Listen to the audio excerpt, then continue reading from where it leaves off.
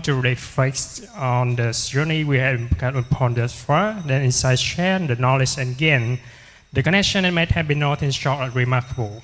To help visit the moment and carry forward the moment, I had honor to visit Associate Professor Nguyễn Văn Hùng to the stage and provide us with a recap from yesterday's highlights. Thank you.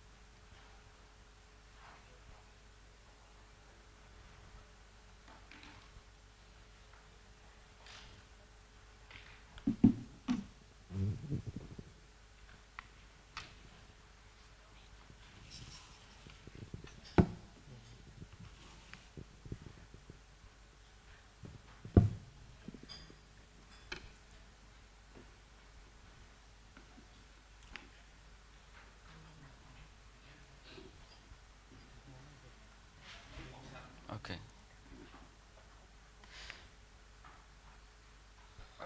Good morning, everybody. I would like to start this morning session by summarizing some main points that we have learned from presentation that have been shared by our speakers and discussed so far. From the lectures that we have learned, we know that chronic pain is one of the most entities that we face with in clinical practice every day, no matter which specialty we are and where we work. And chronic pain is caused by many factors and can be resulted from a variety of sources. And the manifestation of chronic pain is very complicated with different phenotypes. Diagnosis of chronic pain requires entirely and carefully history taking and physical examinations. And we know that many patients with chronic pain present with overlap symptoms of nociceptive, neuropathic, and nociplastic symptoms. So the diagnosis of chronic pain is usually mixed pain. With early diagnosis and treatment of chronic pain by combination of different methods targeting all components and mechanisms is the key point to determine the good response for the treatment of chronic pain. Don't forget that chronic pain usually associates with many different components and relate to psychological factors such as such as anxiety and depression, together with neuropathic symptoms and other features of the chronic pain.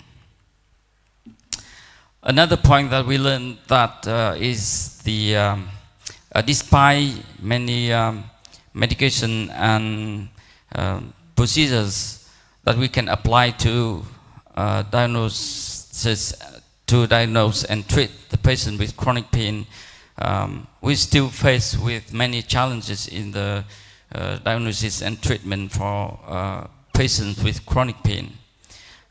It is sometimes difficult to make the accurate diagnosis and differentiate between the sources, the cause, the mechanism of the chronic pain in a specific patient.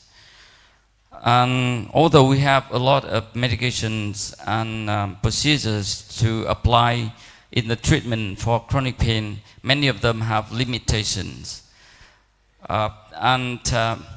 In the case that we have a good response and good efficacy of the medication or methods that we use for the patient with chronic pain, the patient still faced with many adverse consequences and risks caused by the therapeutic interventions that we applied.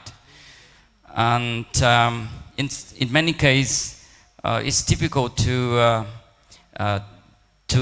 detect and to recognize the psychological and emotional symptoms in the patient with chronic pain.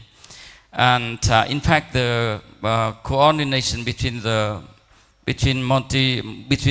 disciplinaries in the diagnosis and treatment for chronic pain is important.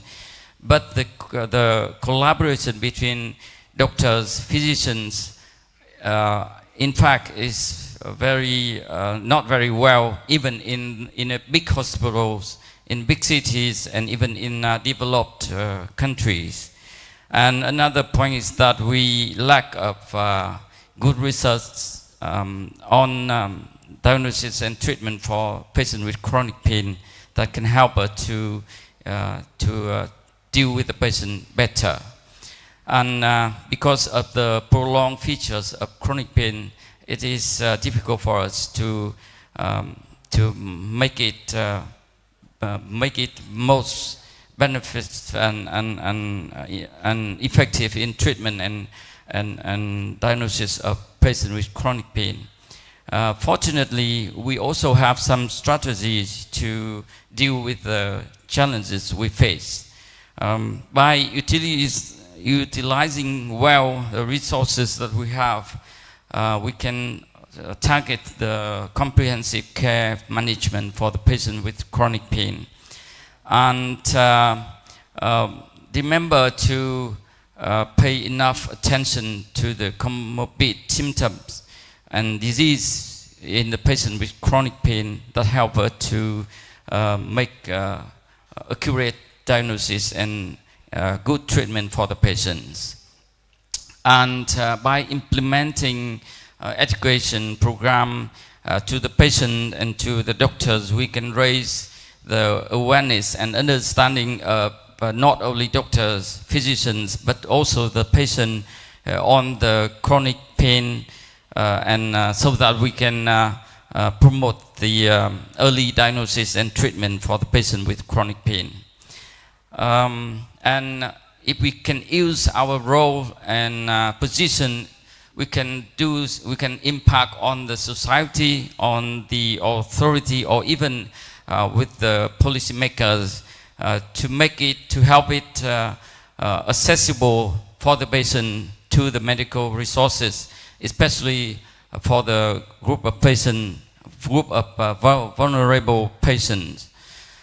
And we can encourage the patient for self-management at home and in the community for the better control of chronic pain.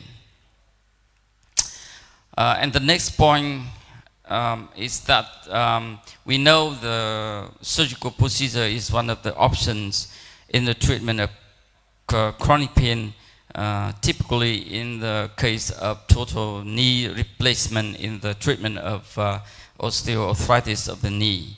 And we note that prepare well and control pain control well before, during, and after the operation is very important to be successful in the treatment of chronic pain in total knee replacement. And we can coordinate better between physicians and between doctors and patients, and especially address the expectation and understanding of the patients about the procedures, about the treatment process, so we can make it better for the treatment of the patient with operations. Minimal invasive surgical approach is the best way to prevent chronic post-surgical pain in the patient with total patient with osteoarthritis using total knee replacement. And similar to other chronic conditions, treatment for the patient with total knee replacement require the application of multimodal approach, including pharmacological and non-pharmacological intervention under the coordinating of different teams in the process. And another point is that we know diabetes mellitus is very common disease in the community, and diabetic peripheral neuropathy is prevalent in these patients. We know that DPN can cause many consequences to the patient, including chronic pain, the impairment of function, decrease quality of life, and increase the mortality and severity and complication of the patient with this disease. However, we can diagnose and treat DPN well if we pay attention enough, and we have proper physical examination using appropriate instruments and methods that we have that available. And combination treatment in the DPN also very important, and routine screen for retinopathy and nephropathy or neuropathy is important to detect the DPN early and treat it properly and effectively. One point that we learned from the lecture is that chronic back pain is very important and common disease, particularly low back pain. And these are the conditions that cause many impact on the patients in terms of daily activities and productivity. There are many guidelines for diagnosis and treatment of low back pain, but closely follow the patient journey and filling the gaps between the stations in the patient way, we can help to diagnose and treat low back pain earlier, better, and more effectively. And finally, we see the principles of histolic and stepwise approach, multifaceted consideration, and comprehensive care, taking into account of multi-modal treatment, multidisciplinary coordination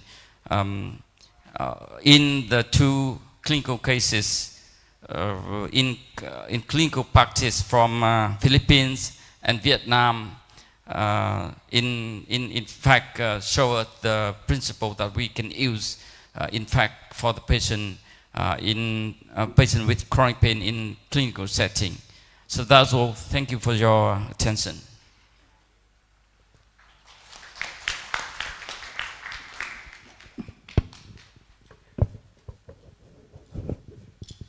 Thank you, Professor Hong. Next, to understand about new science in osteoarthritis, diagnosis and treatment, leverage common tools and advanced therapy. I would like to invite Dr. Tai Chen Jin from Malaysia to come to the stage, please.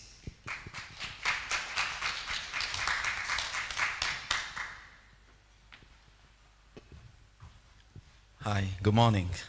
First of all, I'd like to thank Vitrace for inviting me today to share my experience with all of you about management of osteoarthritis, especially in knee. And secondly, I would like to thank the organizers and Vietnam for inviting me here as well. In fact, this is my third time to be here this year. And I got 2 more meetings in Vietnam. For some reason, this became a very, very popular place. And my wife will start asking me whether I have a second home here. All right, okay, let's start, okay. Forward it. The green button, okay, good. Okay. In 2018, someone published this. They said that osteoarthritis is the leading cause of disability in the elderly and is expected to affect about 60 million people by 2020. And this was published in 2018. The authors was wrong. Because by 2020, we realized that the number of people who are affected by osteoarthritis in the world is not 60 millions, it's not 100 millions, it's 300 millions. There's almost the entire populations of United States. So it is pretty bad. That's why I'm here. Okay, right. And it's not only is common, it's very severe. If you look at this, the risk, the lifetime risk of OA in hip and knee, and in hip, it's almost 1 in 5 of us will have a lifetime risk of getting OA. And if you are a woman, your lifetime risk of getting OA in your knee is almost 50%. And you have 10% of chances to be operated by me or my colleagues. So it's not only is very common, it's quite bad, it's quite severe. And this is not the worst news. The worst news is it's getting more and more common. Why is it?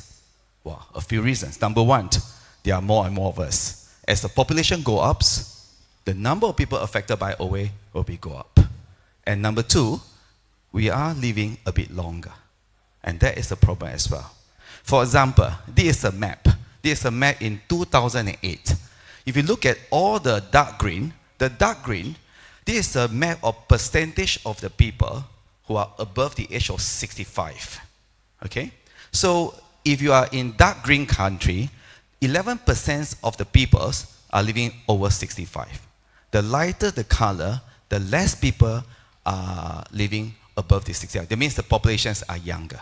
So in 2008, you can see that the Northern America, the Europe, and Austria are considered as old populations, which means that more than 15% of the people are aged over 65. And most other countries in Asia, in Africa, are young population. In Vietnam, your average people are young, right? And more of you here are young, so you are right. But if you forward this to 2040, okay, and this is the map in 2040, you can see that by 2040, which is not very far from now, almost everywhere else is considered as older population except Africa. So we are getting older and older, and we know that osteoarthritis is associated with the aging population. And this is not it. Another problem, actually, we are getting heavier as well, right? And just look at this. I'm from Malaysia. Look at Malaysian number. 1 in 2, 50% of us are considered as obese or overweight. And even in the kids, 1 in 3 of the kids are considered as overweight or obese in my country. And we know that obesity is related to osteoarthritis as well. And we are getting more active as well. So we have higher expectations, and the populations, the new generations, have a different expectations of osteoarthritis. We no longer tolerate pain pain and decrease in physical function as acceptable even we are aged towards 70, 80. I have a patient who are 85 years old, came to see me. And he said that he wants a good knee. I said, why is it? I said, you walk quite well, you can go shopping. He said, no, I want to climb stairs, I want to climb mountains. My dying wish is to climb Mount Kinabalu. And she is 85. Mount Kinabalu is one of the highest mountain in Malaysia. So these are expectations of the new generations. Whether it's realistic or not realistic, we have to deal with them. So these are the challenges we have. And the other problem actually is that we also know that osteoarthritis is associated with other diseases as well. We have increased data to show that osteoarthritis are linked to cardiovascular risk, are linked to hypertension, high cholesterolemia, and even peptic ulcer. All these are related directly or indirectly with osteoarthritis. So with patients who have osteoarthritis, does that increase risk of other morbidity as well? Finally, it's very, very expensive for management of osteoarthritis. And this is the data from the United States, and you can see that every year, 160 billion US dollar is spent on that. And that come out to about 11,000 US dollar per person per year in the United States. It's a huge cost. Same thing in Europe as well. 1 in 3 of the GP appointment is for musculoskeletal disease. And every day, 100,000 people visiting clinic for musculoskeletal problem. So again, it's a huge problem. And in terms of total knee replacement, right? And you can see that by 2030, we expect 3.8 million to do total knee replacement a year in United States alone. At the moment, the number is about not even 100,000, but we expect 2 to 3 times fold in about 10 years' time. That is frightening figures. Okay, so we know how gravity this problem is, we know how bad it is. The next question actually is that, can we do something about it? Now, there are some risk factors that we know with osteoarthritis. Some are modifiable, some is not. Whatever it is, the key management in osteoarthritis is following these slides, right? It's important, no matter who we are. I'm an orthopedic surgeon. Actually, to be more specific, I'm a knee surgeon. But to be more specific, I'm a total knee replacement surgeon. My practice now is almost 100% total knee. I only see patients who are above the age of 50, who have severe knee pain, who have tried everything else, then they come to see me. I only have one solution for you, knee replacement.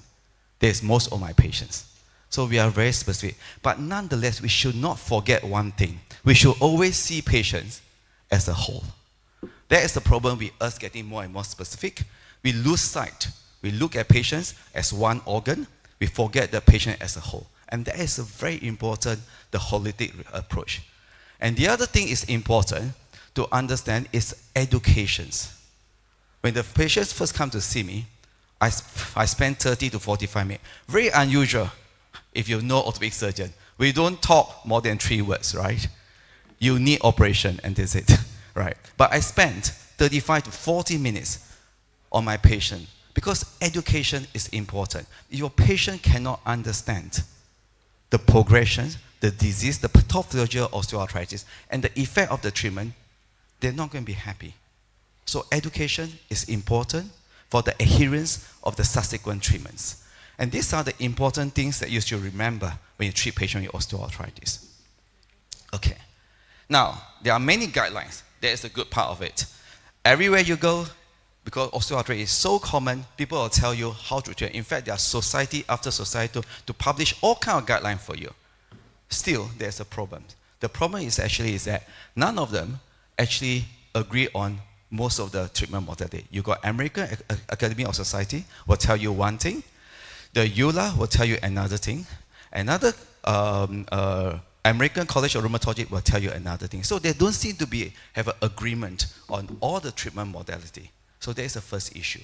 The second issue is that most of these are published in the western part of the world. There's very little local clinical input. For example, in Malaysia, right?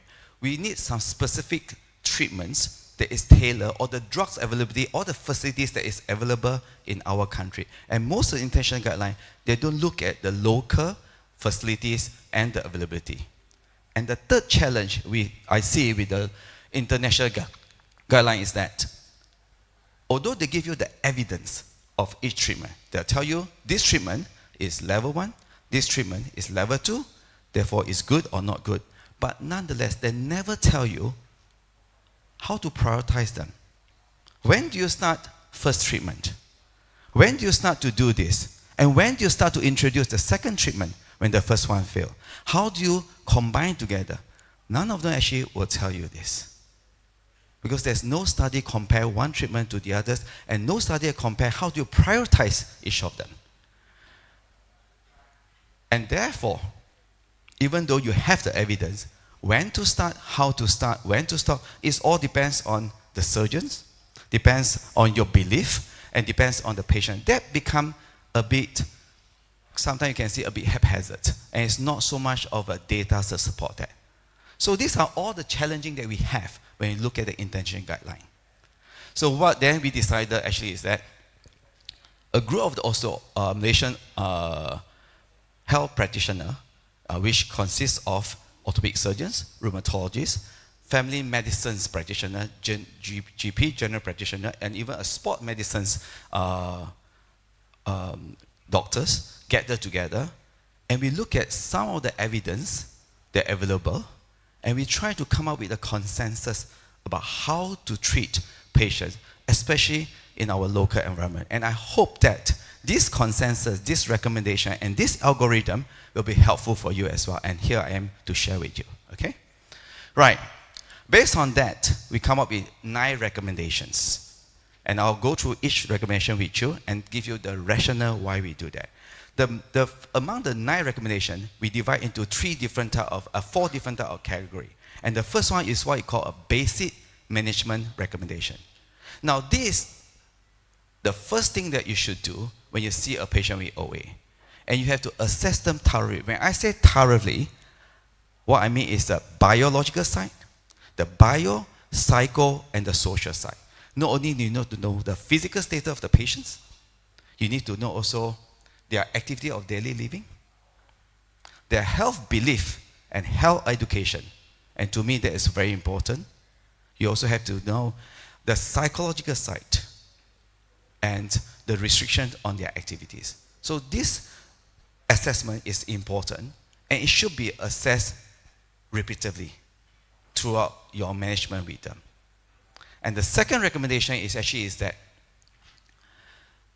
the treatment should be individualized. Individual treatment probably is the most important guiding principles in the treatment of OA. I see patients with OA, I mean, as I said to you, my clinic is just OA patients. And average clinic take me about 60, 70 patients I see. And each of them will be slightly different because each of them have a different biopsychosocial aspect and have different expectations as well.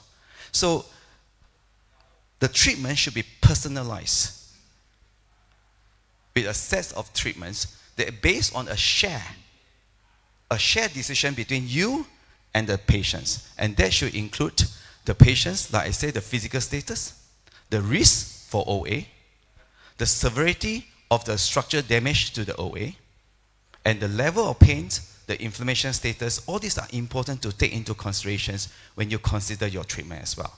And it's also important to know that while some patients will be subjected to certain treatments, most of the patients will require a combination of treatment modalities, and both include physicals and non-pharmacological as well. And so these two are made up what we call the basic management recommendations. The next thing that is important is the co-treatment. Now, co-treatments means that the treatment should be suitable for most patients, for most scenarios. And this will include patient educations, weight loss strategy, exercise programs, and the reductions of the knee loading. And when it comes to exercise, it's important to know that the exercise, the main function is to increase the muscle strength, flexibilities, and also to reduce the loadings onto the knee as well. So all this will help the patients in terms of reducing the pain and improving the physical functions in management of OA. Then we suggest a background treatment. This the treatment should be commenced as soon as possible, and you should use it as a background throughout the management of patients, regardless what state they are.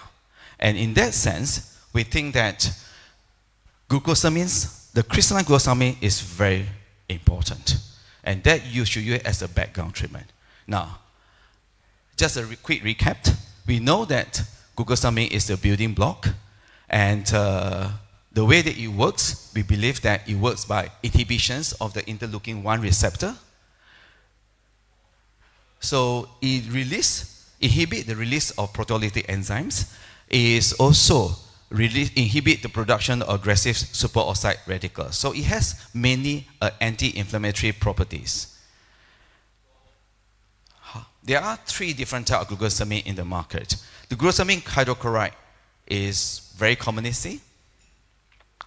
And then the next one is glucosamine sulfate, is also seen. And the one that I would like to talk a bit about is the stabilized or crystalline glucosamine sulfate. Among the 3 glucosamines,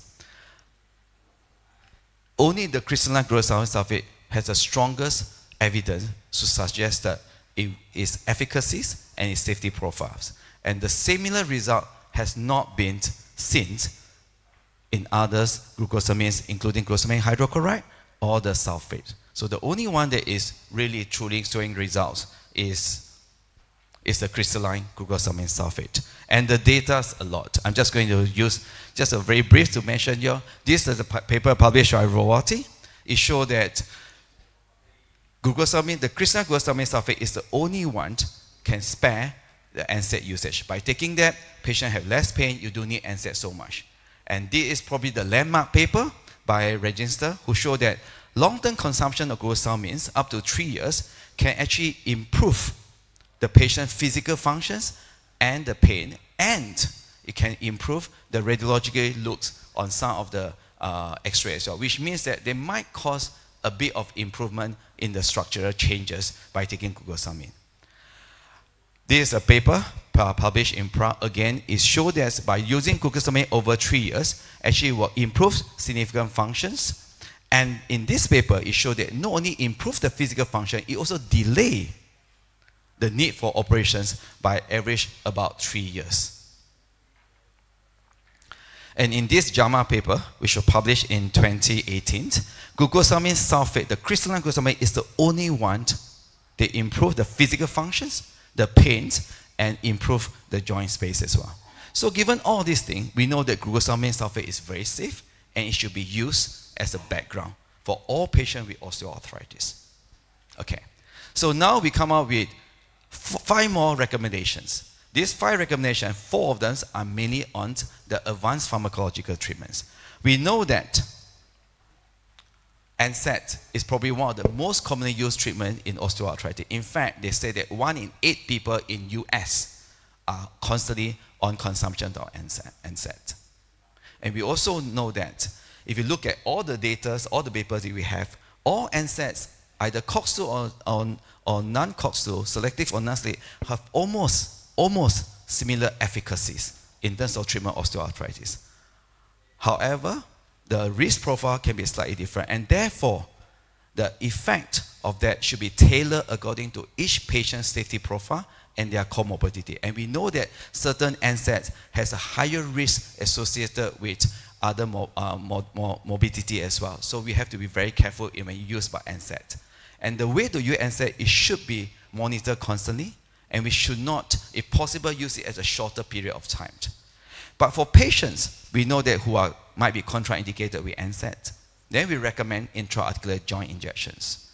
The one they recommend using a hyaluronic acid, the HA injections. HA works, we know that because it provides the viscoelastic property, which then help the patients for short absorptions and some lubrications. And we also know that it actually encourages endogenous stimulations of the HA as well. The effect normally starts after 4 weeks, and it peaks at 8 weeks, and normally lasts about 24 weeks, so about 6 months. But I have patients who have the effect last until about a year. Some of them even up to 2 years. Well, I'm not sure it's a placebo effect or it's real effect of HA, but it does tend to have effect longer than the steroid. Steroid is what is recommended when the patient has more inflamed joints. The effects start very soon. It's probably peak at 4 weeks, and after that it gradually wane off. But there are some studies showing that steroid injection actually cause volume or loss in cartilage. That means that it actually could potentially destroy more cartilage. So be very careful when you think about using a steroid injection for your patients. I think what is important in recommendation 7 actually is that we should always appreciate the combinations and multi-modals treatments. And for patients who probably need a bit stronger, we then recommend using the opiate. Now, we all know, I mean, some of you are better than me in managing patients with opiate. There's a central nervous system problem, there's a side effect, there's a withdrawals, and all these things can affect. And there's also increased risk of fall, which is not very good for my patients, who are, most of them are quite elderly. So you have to bear that in mind when you prescribe patients with opiate. Studies have shown that titration of opiate is better. So for example, if you have to compare, there's a study compare patients who titrate from 50 mg to 100 mg compared to another group of patients who are on constantly 100 mg. They found that patients who are titrate 50 to 100 mg has a better tolerance towards opiate, have fewer side effects, and same efficacy as well. So the idea of starting with opiate is you titrate gradually and start to increase that. So recommendation 8 is what Professor Ho mentioned before. It should be a multi-modality, multidisciplinary approach. It should be a combination of different treatments. There's a study in Korea published over 20,000 patients. They said that in Korea, patients with OA, 35% of them has used at least 2 treatment modality, and 16% of them are using 3 treatment modality in order to manage OA pain. So it should be a multidisciplinary, a multi-border approach. And the last recommendations is that for patients who fails all treatments, we should consider knee replacements. As I say, I'm an orthopedic surgeon. My main interest is knee replacements. But it's not just because of my interest and my bias as well.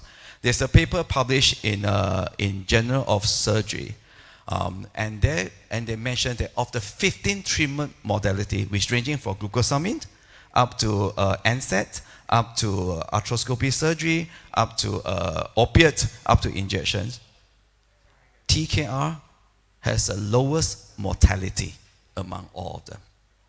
And in terms of the risk as well, it has a risk about the same as opiate treatment as well.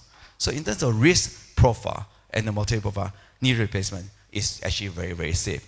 Just like the previous speaker mentioned about using the minimum invasive support, nowadays we have robotic surgery actually causing even less soft tissue damage and even safer. My patients, 3 months ago, I did a bilateral TKR, bilateral total replacement on the patient. Day 4, when he was discharged, he walked out to the nurse station without any walking frame or walking stick. I was shocked, and he actually managed to do it. So that just shows that with the advance of technologies and our understanding and better knowledge of knee replacement, this option can be very safe and should be offered to patients who fails all other treatments. Okay, so we have all these recommendations, but the challenge is how to put all these things together so that we come up with an algorithm that when we look at it, we say that this is what we can do. Okay, this is algorithm. So if you look at this, you can see that the basic principles and the core set of management is what we introduce to almost everyone with patient with OA. And it should be used constantly, repetitively, but should be monitored at the regular intervals. And then when patients don't respond very well to either the core and the basic, then on the background, then they should move to more advanced pharmacological treatments. And then we have 2 sets. For one is the drugs, and the other one injections. And also we have the rescue medications at your bottom right, which include opiate medications. And then if that doesn't work, then you should think about treatment. Now, the beauty about this algorithm, number one, is one page, very easy to understand. Number two, it includes all concurrent multimodal approach, right? You can have the patient who have a core set of management plus the background plus advanced management treatment as well. And the other good thing about this, you can have a step up or step down. We know that osteoarthritis is a chronic progressive disease, but it has relapse and readmission as well.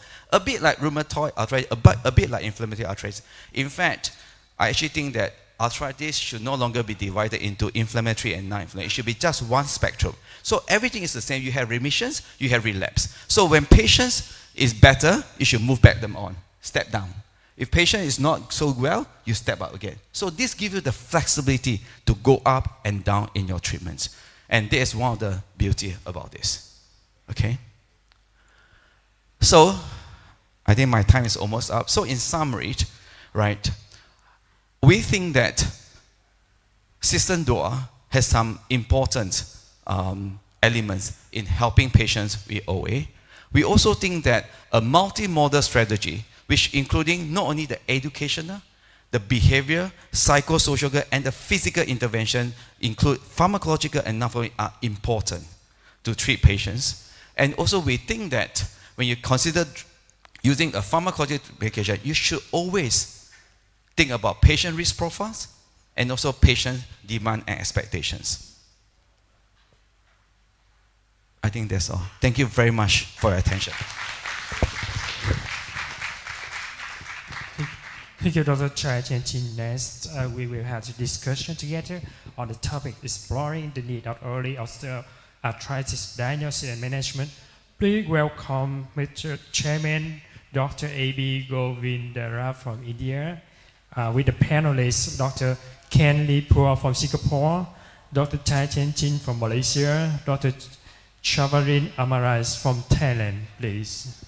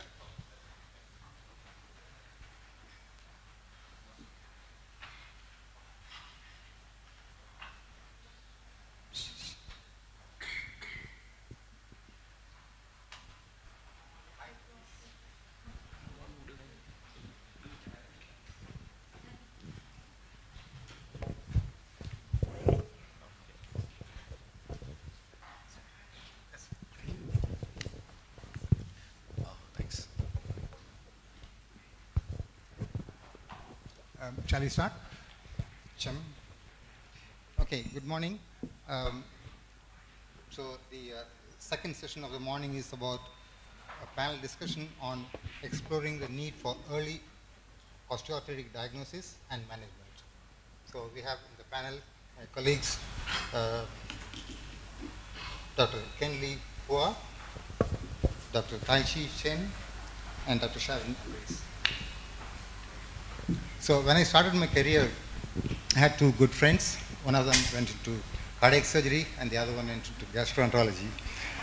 The cardiac surgeon was doing a lot of bypass surgeries. This is about 40 years ago.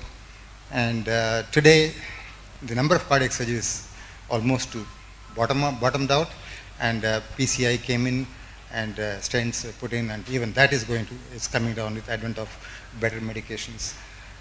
Again, the gastroenterology surgeon, he did a lot of bypass surgeries, gastric bypass surgeries for ulcers, and then the cimetidine H2 receptors came in, and they went bust. But in orthopedics, we were doing hardly any knee replacements at the time, doing hinge replacements, all failed. So we have evolved and become better and better, and we do the highest. It just continues to grow upwards, as Dr. Chin said. So what are we missing here? I mean, are we missing out on the early diagnosis and prevention of osteoarthritis, or is it because we are not done enough to for example, glucosamine is the only molecule that we have in the armamentarium of preventing or curing early osteoarthritis. So where are we missing out? Why are we not doing enough? Okay. Well, okay. I actually, my first career choice was to be a cardiac surgeon. I was when I was in Hammersmith, one of the top cardiac center in UK. I was actually given the opportunity to be a cardiac surgeon.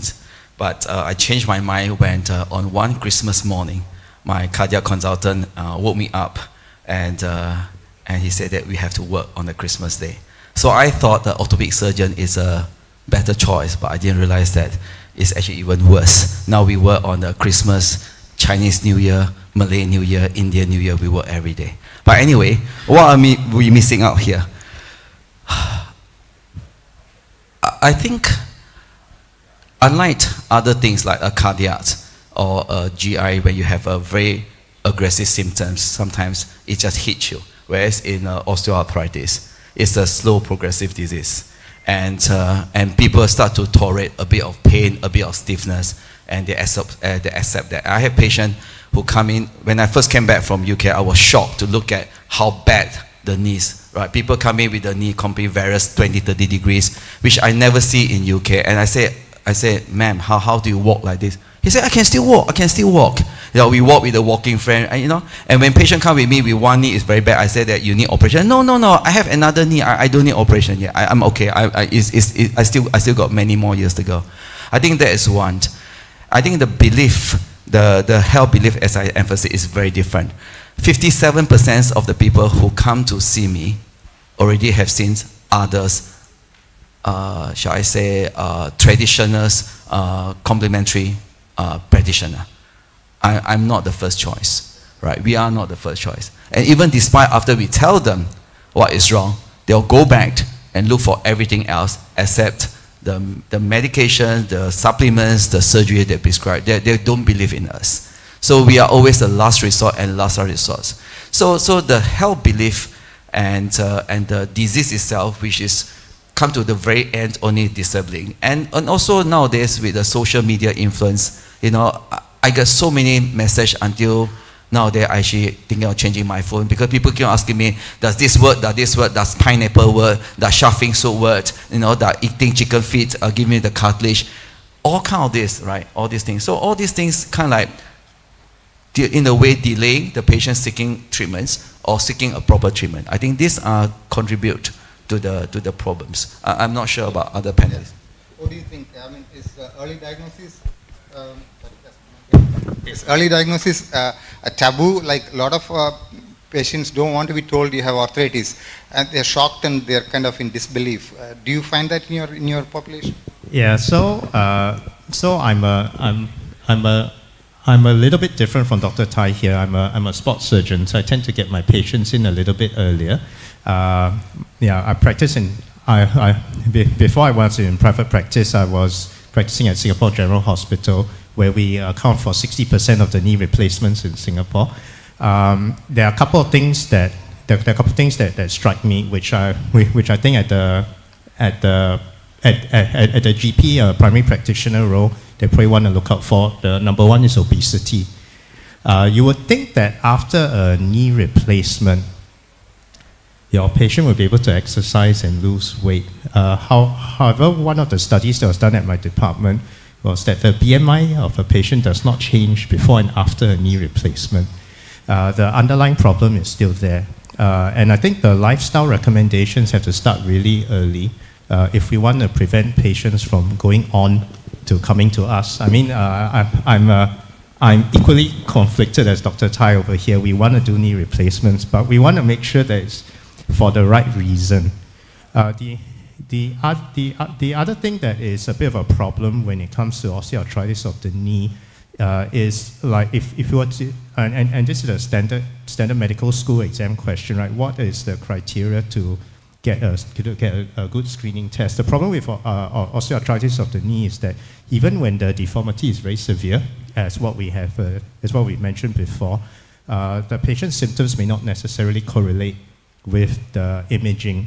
And once again, when you go back to the history and physical exam, because if you want your patient to make a change, to exercise more, or to lose weight, or to stop smoking, you have to get the patient to buy in, and that is really difficult if the patient feels that there's nothing wrong with them.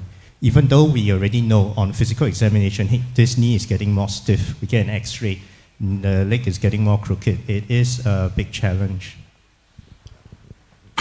I think about the early diagnosis in the OA patient may be difficult for some orthopedic surgeon, because like Dr. Chen said, the patient come to see us with a very many big problem about his knee, her knee, and then it's osteoarthritis. If the patient is a feel a little bit symptom or don't have any symptom, they don't come to see us. Maybe they go to see the family medicine, to see occupational medicine, something like that. If that maybe in orthopedic field, it's difficult to the early diagnosis in the operative OA. Yep. But I think, however, in the OA patient, the most important is a clinical symptom.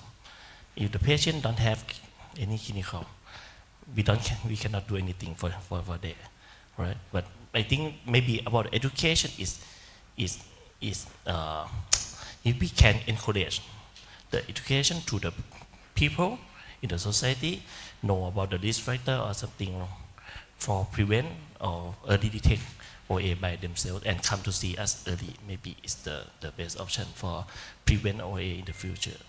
But only in our hand, if we find the patient with early symptom, maybe we can have some multimodality treatment for treatment her symptom and slow the progression of the disease, like with some medicine. Yep.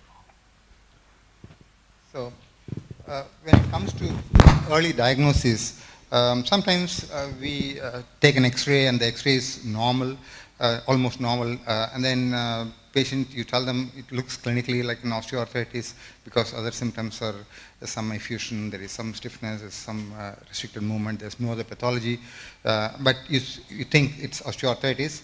So what do you do to confirm your diagnosis? For example, do you go for any further investigations like MRI or ultrasonogram, or start your treatment based on X-rays? Okay, I think it's based on the patient clinical symptom.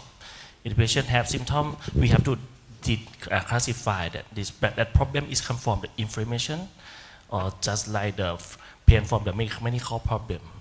If we can define that is have some inflammation with the early OA, we prefer to treat first.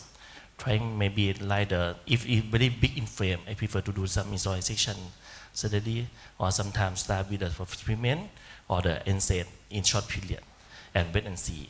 If better, maybe we continue like the glucosamine sulfate.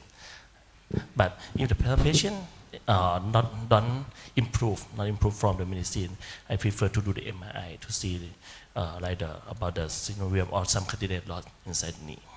I know Dr. Chin said you see only end-stage osteoarthritis, but in case you come across some patients with early signs and symptoms, what do you do? I mean, if you're not able to convince the patient. Yeah, I do come across with quite a few patients like that. So for me, the rule number one is symptoms. I mean, there are some clinical guidelines saying that if you have very strong features suggestive of OA, you actually don't even need an X-ray. So, and we also know that X-ray and the clinical symptoms and signs does not always tally as well. About 20% show a radiography and a clinical symptom discrepancy, either in terms of severity or in terms of diagnosis. So that is number one. So symptoms are very important. And in situations, sometimes I start treatment even without confirmations of X-ray. But however, do remember the osteoarthritis is not just a pathological disease. It actually affects a lot of other things as well, the social behavior, the psychological side as well. So in some patients, I will actually need to further prove that there is something wrong in the knee, right? And you have to tell them there is almost a confirmed diagnosis. Now, I don't go for ultrasound because ultrasound will tell you there's a fusion. Now, what does that mean? So from the trauma, from other inflammatory diseases, from gout or whatever. But if you want to know OA, in my practice, if X-ray is not conclusive, you want a conclusive one, MRI. And I found that in so many situations, not only in diagnosis, but in terms of assess the severity as well. So we have patients come with stage 3 OA on the X-ray, right? You do all the treatment, everything that I throw at them, they still come with pain. It doesn't make sense. How does it? Sometimes it's stage 3, you still have a gap, and some of them, but patient is so much pain. And when you do the MRI, you found that certain area is actually completely denuded of cartilage. Because X-ray is 2D, MRI is 3D, and give you a better impact. And I actually recently nowadays, I actually go for more and more of these MRIs whenever you can access to. Again, depends on the MRI is actually a very, very useful tool. And some of them you even see some bony changes down there, and you know that this patient will not respond very well with some of the constant treatment. So it actually not only diagnose, it actually help you guide your treatment as well. So I find that MRI is quite useful. Sure. Would you like to add? Most of the patients that I encounter as a specialist would have already gone through some form of test or examination by the respective referring physician. The main patient that I'm worried about is the patient that with the normal looking X-ray of the knee, and that is where that is where I would carefully re-examine the patient. We take the history, but sometimes the problem is coming from the hip. We do have our own collection of horror stories of patients who have undergone a knee replacement, and a couple of months later they go for a hip replacement because the main problem was from the hip as opposed to the knee. Likewise, from referred pain from the spine, and my threshold for getting an MRI is quite low. Especially if I get a patient that has a normal-looking X-ray with decent alignment. Although I do advise my patients that the MRI is going to come up with a huge three-page or four-page shopping list of problems. And the reason why you're coming to see me first rather than you're going to go get your MRI done first is I am making your diagnosis. The MRI is to confirm where the pain generator is coming from. As opposed to the other way around where you get a whole list of problems, then you have to go through one by one.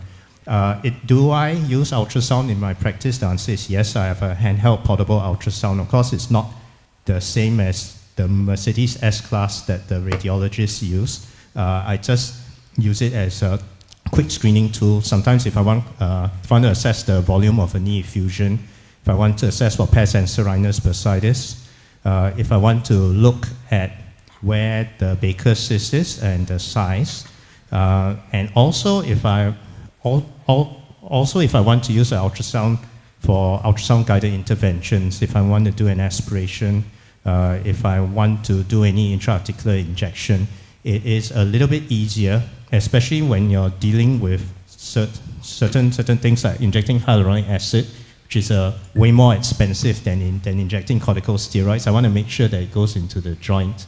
And we all know based on based on anatomical landmarks, the accuracy is about 60% of getting into the joint. Quite often, if we are going through the arthroscopic portal, we may land up in the fat pad. And if you're injecting something that costs 300 Singapore dollars, you don't want it to land into a fat pad. You need it to go into the joint, otherwise the patient's not going to come back and see you again because he'll still be in pain. Okay, thank you. So in the absence of any markers to diagnose osteoarthritis, do you think cartilage mapping and all these other sophisticated investigational tests that are being currently in research stage will see the light of day and help us to diagnose early osteoarthritis so that we can prevent them from becoming advanced osteoarthritis. I just picked it up from the internet. I myself have very little idea about this, but it's just that it's there, and it's all these things are going on in the background with, they all look very expensive and it's all investigational, but it'll be nice if we can get some tools which will help us to diagnose osteoarthritis early and prevent them even before they start getting symptoms. I think I'd love to have all these things, but my hospital tell me I'm very too expensive. I have a robot, have all these MRI, so they not allow me to have all these things. But I think you still have to think about a balance as well. I mean, what are we trying to do here, right? It's nice to have all these toys, but eventually, how does that going to lead to improvement in the patient's care?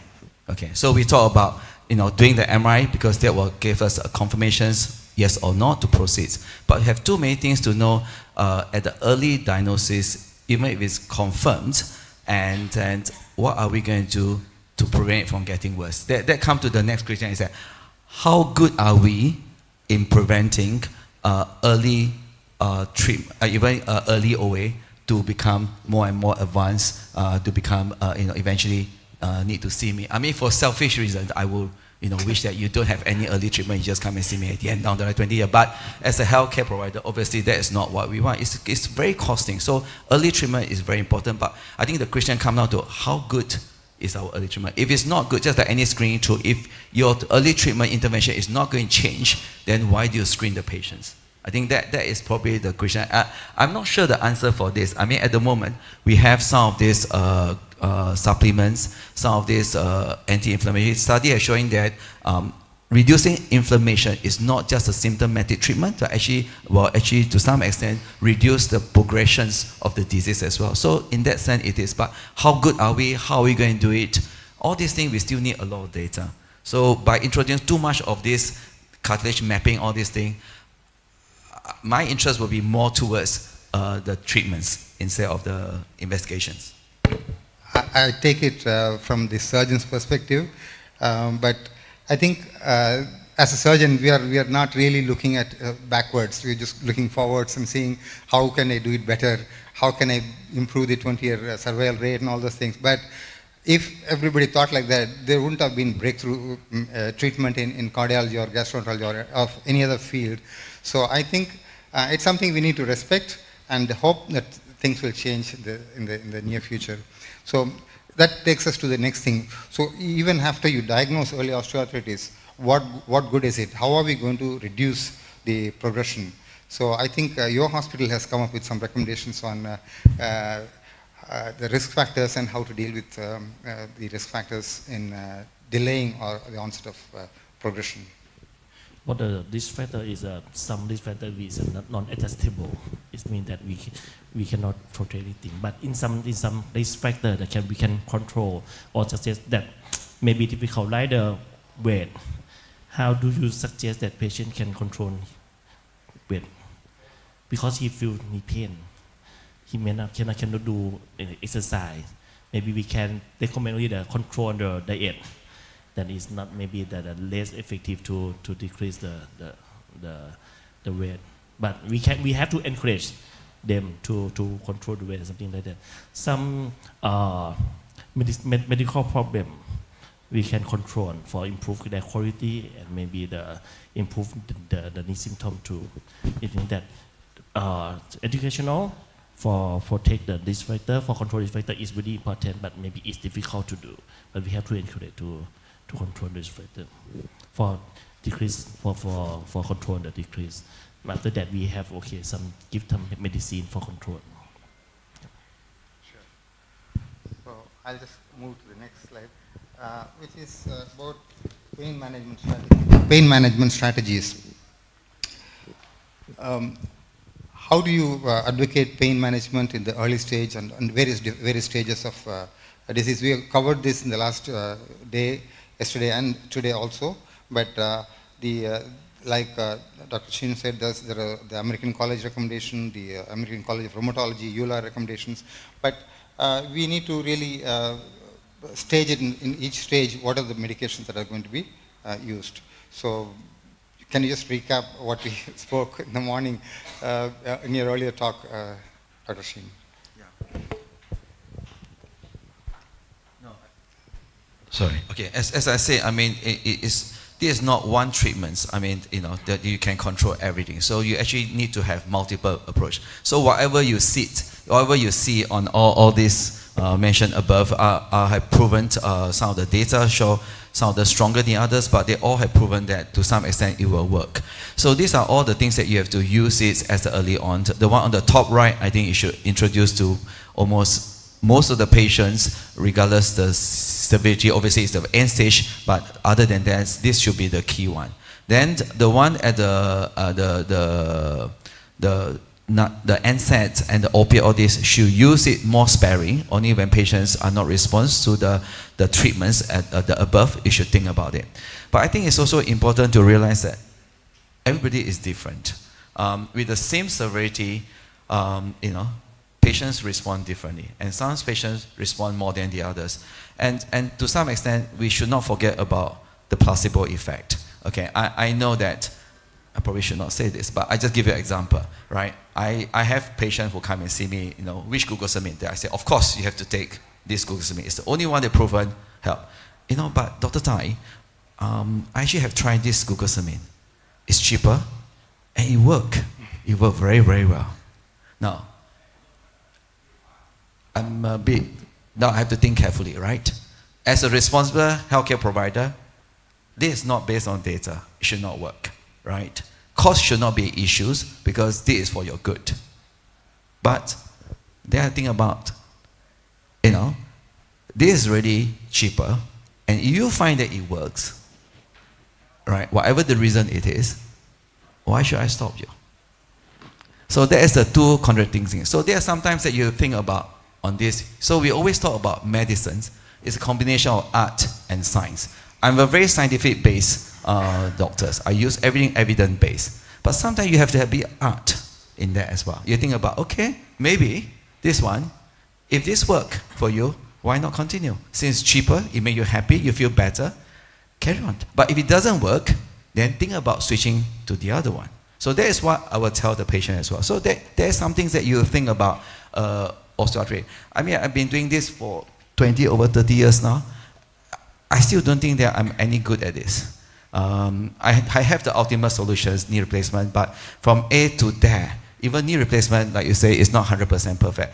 Management of osteoarthritis, we're going to have a lot more this talk because we're just not getting it right yet. That's right. Yeah.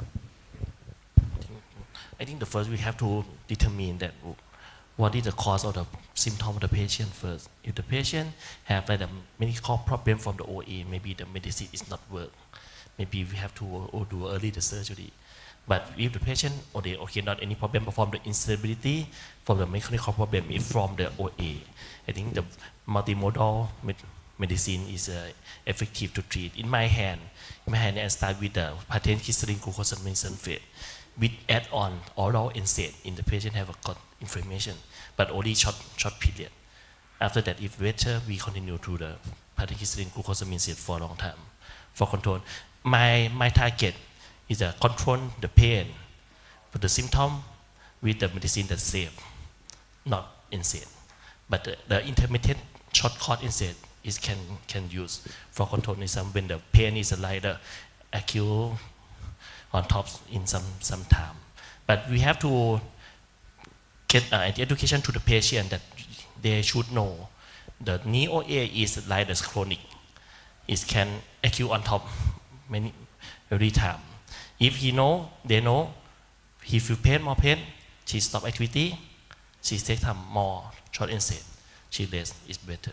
She feel good, we feel good.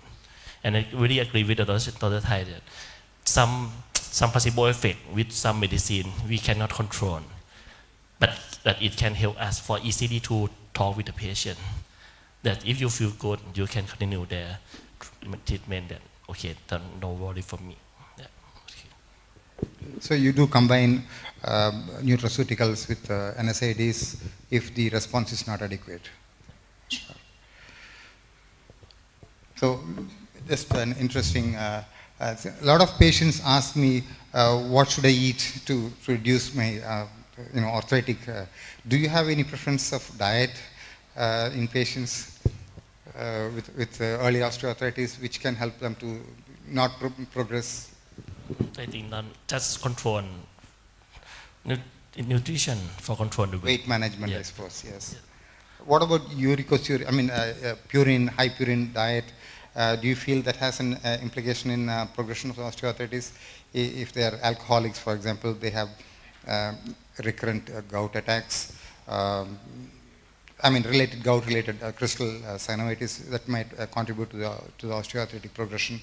Do you have any thoughts on that?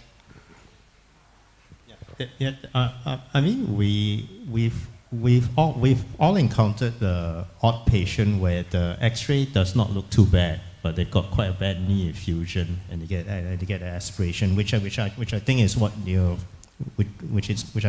alluding to, which is there are some patients with osteoarthritis where it's not pure mechanical. It is there's a significant inflammatory component. And yes, you will want to look further, get the necessary blood test, history, physical exam, aspirate, send the fluid for analysis, because that particular patient may have some crystal arthropathy as the underlying cause, or may have burnt out rheumatoid arthritis as the underlying cause for the cartilage damage. And that's probably the patient with the inflammatory component where we think that if we intervene early, we may be able to prevent progression, as opposed to the standard, the joint is wearing out bit by bit. Anti-inflammatory foods is quite the in thing right now. I'm quite sure you have, for the folks in the audience, you have patients who are taking coenzyme Q10 in varying doses, and there are patients who monitor their HS CRP to look for inflammation. Mainly the folks in the other room, which is the cardiology room. But we also get patients who are interested, asking you whether you take blueberries. It's going to help to reduce inflammation. Whether there's an antioxidant diet that you can take. So yes, the thing is that we as medical practitioners, we have to stay ahead on the curve. We don't want the patients to be educating us on what is the next in thing. We need to get there first. We need to find out what the evidence is, so that when patients ask us, we are already prepared off the checklist from the word go. Good, thank you. So weight management, how do you tell your patients you're too obese, lose weight, and they ask, how doc? How do you propose that I do that? I have tried. I eat one meal a day, and I don't snack in between. This is exactly what they say. I mean, their index is about 36, 38, and how do you tell them that you got to lose weight? If you know the answer to this question, you'll save me a lot of money as well for my wife as well. So, my wife told me, there are two research that cost most money in the world. One is weight, the other one is hair loss, right? And I won't bother about hair loss, but weight is a big problem, and we know that. Now, I think there are so many, right? Way to reduce weight, whether it works or it doesn't work. My wife told me that when you hit the age of 50, even you breathe, you also put on weight. If you don't eat also, you put on weight. So it's very troublesome. But I think what I normally tell patients is this, okay, weight is very important, but you have to be realistic as well. You don't expect that I'm going to be like the Korean actress, right? So that I can wear that kind of dress. You're not going to hit that when you are, 90 kilos, right? So I tell them that based on clinical data, if you can lose 5 to 10% of your weight, right, you can reduce quite a lot of symptoms. And you reduce up to 20% of your weight, which is a lot, then you have significant improvement in physical function. So if you lose 10%, it's almost like you're taking serotoxic or other NSAID, 10% of your body weight, right? So you give that, and you have to lose it over 6-month periods. So about 0.25% per week, about that. So you give them a guide so they can work on that. You know, there's a small steps. And then the other thing is about weight is you have to stick to that as well. So people who expect that, you know, nowadays they take all kind of medication, injection, the insulin, so that you reduce the weight, you get rebound very, very fast. But you don't maintain after that. So the two things about that is that give them a realistic approach and then a target, and then the important is stick to that over 6 months periods. I think that is what I would say. Now, the exact detail, don't ask me. I just give them their target and then they go and work it out. I think we have I have a fair number of patients where I have to settle the diet and I have to prescribe the exercise regime. So that is where the inherent challenge comes, where you want your patient to exercise, and as your patient, you need to exercise in order to lose weight. And the patient comes back and says, hey, but my knees hurt, I can't run. How do you want me to do it? And you have to sit down, you have to work out a plan. And that's where sometimes you have to escalate on the pain management in order to get the patient over the initial hump so that they can start exercising. When it comes to pain management, sometimes we may have to go a bit off-piste, and apart from the usual guideline recommendations, this is where we may have to send the patient off to the pain specialist if we want to get like radio frequency ablation of the knee. Something that we know that patient needs, because if they can't get rid of the pain, they can't move on to the next step, which is to lose weight. Because you know the end goal is your patient needs to lose weight and needs to be able to maintain that weight and be able to maintain the muscle mass and joint mobility. And I think we have friends. I think when you're at hospital, we have the obesity clinic that treated with like by the surgeon or by the endocrinologist, something like that. If the patient have willing to control his weight, but we cannot do, maybe sometimes we send him to see the obesity clinic, and maybe we have some treatment that we don't think, but what we have, they have, and they can help my patient to control the weight. Whilst we are on the subject, do you insist that your patients should lose X amount of weight before you can perform knee replacement surgeries, or you don't bother telling them? Well, studies have shown that, well, actually they are conflicting. Some studies have shown that weight does increase the risk of complication. It does make a 1 hour operation become slightly longer, and your nurse will complain backache after the day after operation, especially I do a lot of bone knee replacement together. But some studies will show that it doesn't actually has significant impact unless the obesity go beyond BMI like 45, which is a lot. So I do operate on patients who are 100, but I'm a bit more careful with 100. Anybody who are above the age of, above the weight of 100 kilo or BMI around 40, then I will be more careful. I won't advise bilateral total knee replacement simultaneously. I will assess them. I will educate them about post-op. The pain management, the rehabilitation will be slightly different. You have to be more intensive, more aggressive, and also you have to look after them better. I think that is the things. Actually, for me, I'm worried about patients who are heavy, but also worried about people who are underweight. So some patients very skinny, very thin, old people. I also worry about their nutrition status. For me, that is something that we always talk about obesity, overweight. We seldom talk about underweight. When you have an operated patient who are just see the skin and the bone, there's nothing in between. Right? This patient, recovery, nutrition, all these things is of my concern. There's a couple of papers published about malnutrition, undernutrition effect on total knee replacement, but it's not enough data. So these are the two groups that we are worried, but you know, we have to do what we have to do. Yeah, I think if I'm performing a knee replacement overweight patient, the immediate red flag is if the patient's height and the patient's weight has a similar number of digits, then it's of a concern for me. And for the orthopedic surgeon's perspective is when I'm performing the exposure for the knee and I flex the knee and the tibial subluxus automatically, because the calf and the thigh meet each other. These are the patients where there's already published studies that show that the outcome of knee replacement is not as good because these are patients who are likely to have some residual instability after their knee replacement. And it's definite concern, higher risk of infection, difficulty with wound healing, difficulty with mobilization. The upper GI surgeons have evolved, right? So they used to do the Billroth 1 and Billroth 2 for peptic ulcer disease. They've switched to doing gastric bypass for weight loss. And these are the patients where if I can convince them hard enough, they will. I'll get the gastric upper GI surgeon to work on them first, in order to get their weight down. I accept that some of these patients will not come back to me because after they've lost their weight, the pain in the knees are gone and they don't need that knee replacement anymore. However, there will be some patients who will still come back to us, and that is where the concern of the malnutrition comes in, because patients post-sleeve gastrectomy tend to have some nutritional deficits here and there which do affect wound healing.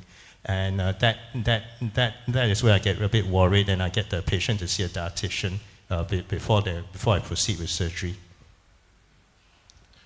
Sometimes the obesity want to do surgery, but they cannot because from some comorbidity with himself, like the DM, right, the hypertension, like something like that. Sometimes anesthesiologist we can or medicine can protect them to send to do the surgery with us and control the way, control his disease until it's stable, and then it means that we easy to do surgery when everything prompt to do. We have covered nutraceuticals, but beyond glucosamine, do you have any other options if glucosamine doesn't work, or if they've already been on it for more than 6 months, 1 year, and they're showing some kind of a resistance? Do you add other pharmaceuticals, I mean nutraceuticals like chondroitin, univestin, and diacerin and stuff? I have a fair number of patients who will take collagen, UC2, and if they have patients who take turmeric supplements, take Boswellia, or take some combination of that. There are a fair number of nutraceuticals available on the market. The latest I find some patients showing me is they're taking red algae.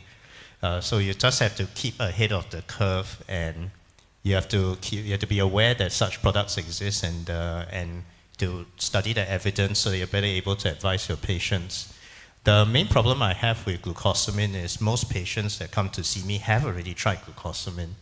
And a common question I get is, I've been taking glucosamine for a while.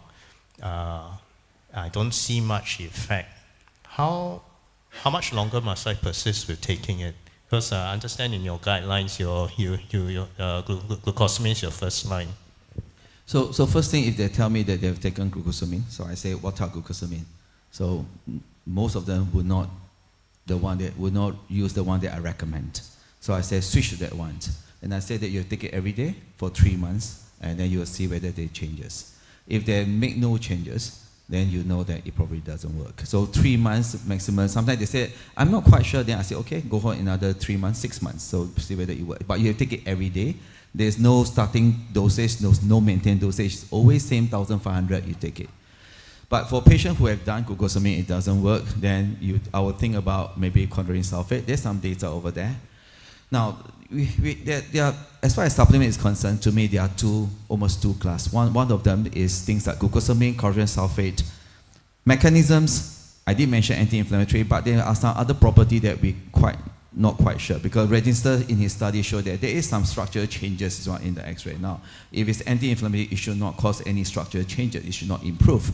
And also, we know that in one of the study, they do as a prevention on the growth of obese 600 over patients on glucosamine, they actually prevent it to have osteoarthritis. So then again, it's not just inflammatory property. So I think, correct me if I'm wrong, we don't quite sure how the mechanism people supplement like glucosamine and chondroitin sulfate work. So there's one class.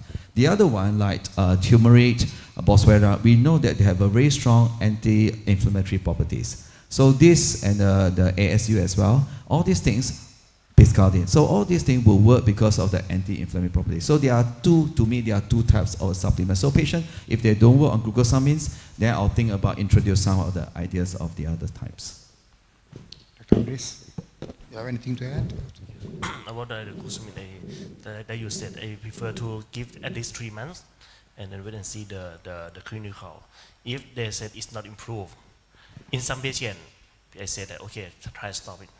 If you feel worse, you discontinue where to, maybe it's that control the disease, but not improve, but can control. But if it's still not work, maybe we add on some supplement, add a supplement for like the different pathway for control the disease, but prefer the glucosamine first. Okay, I think we are running out of time. Regenerative medicine, do we have another 5 minutes? Or I know we've discussed it in the dinner table, but what do you think of all these regenerative medicine injections? Do you try them in your clinic? Involved is we use the platelet plasma injection in some cases in about the knee, like that the patient cannot control with the oral medicine before to do the surgery. In some cases, they have the contraindication to do, or I think the patient have the problem with the PF, pathologized joint pain. I think the PRP is an option for treatment in my hand. Yep, in my experience. Yeah, so in the Singapore context, we can't get access to stem cell therapy. There's regulations around it. For PRP, the insurers will approve it for tendinopathy. Once you stick it into the knee joint, it's not approved. So we are bounded by regulatory constraints. Of course, if a patient wants a PRP injection into the knee or the APSN strike injection into the knee, it'll be mostly an out-of-pocket expense. Why is it? Right. So our main insurer is the government, and of course the government has to be very careful with choosing the therapies. So interesting enough, a PRP injection in the clinic, which is probably cheaper than going for one of those autologous protein solution systems, is not approved for injection into the knee to be insurance claimable. So the patient can't be reimbursed for it. Okay, I mean, if you look at the four type of treatments, I mean, PRP probably, without any doubt, has the strongest evidence. There are more and more evidence suggests that PRP is as good as a HA, if not better. In some of the head-to-head study, PRP actually fared a bit better. So I think the evidence out there, especially the last 5 years, is quite strong on that. There are many meta-analysis and all these things. Now, I have to sign, because the stem cells, I hate and I love, right? I would love to try stem cells, but I just don't have the gut to do yet, because I come across with quite a few of the studies. I'm just not 100%. It's a big thing in my country. About 5 years ago, a lot of people asked me to do it, but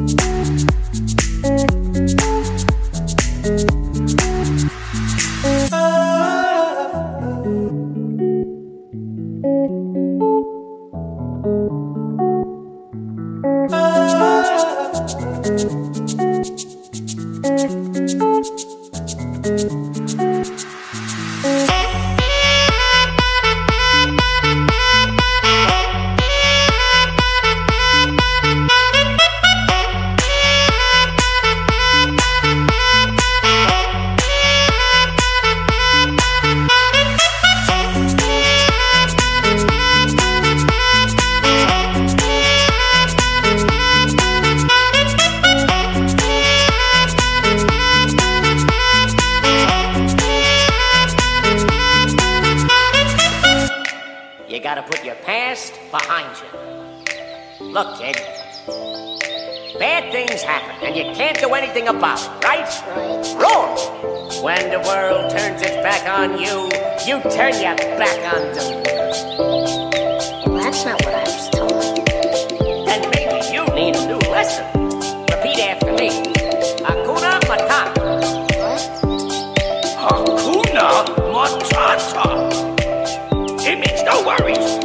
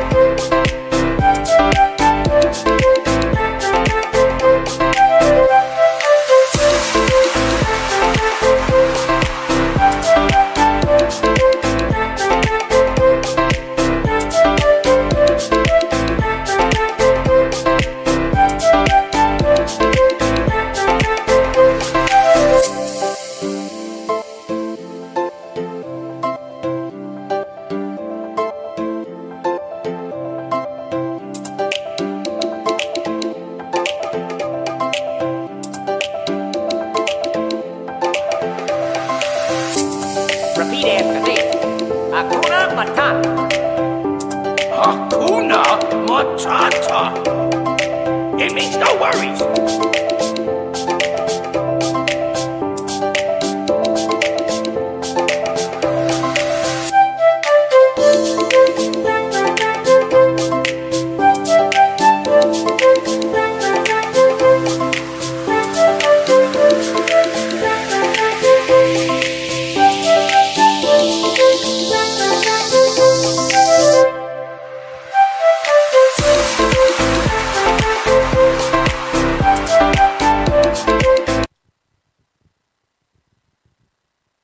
Okay, ladies and gentlemen, to continue our section, we will have to discussion about the striking the balance, the safety and efficacy in the management of acute and chronic painful condition. Please welcome to the stage Chairman Dr. Govindara from India, panelists Associate Professor Cao Thanh Ngọc from Vietnam, Dr. Kelly Paul from Singapore, Associate Professor Nguyen Văn Hùng from Vietnam, and Dr. Tai Chen Chi from Malaysia.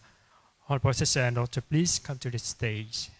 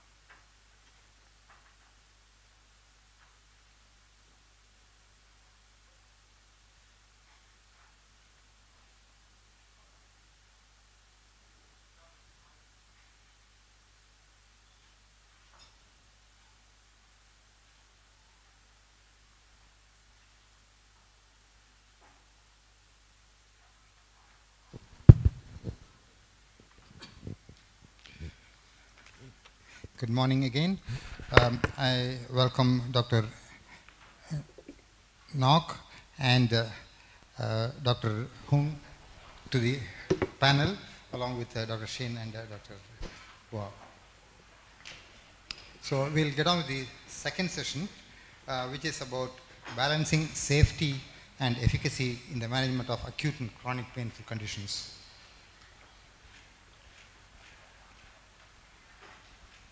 Striking the balance, safety versus efficiency, efficacy.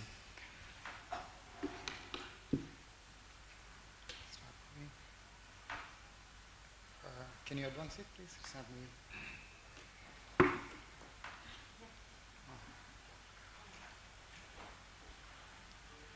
Oh, it's going backwards, I think. It's not going forwards. Okay, I'll go to the front of the slide.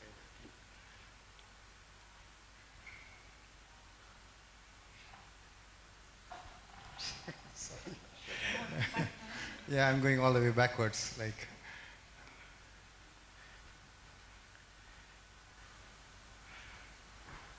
Okay, that's my first slide. So based on the precision study, how would you start patients on NSAIDs as an add-on therapy if primary measures do not relieve the symptoms, Doctor? So. Okay, thank you. Dr.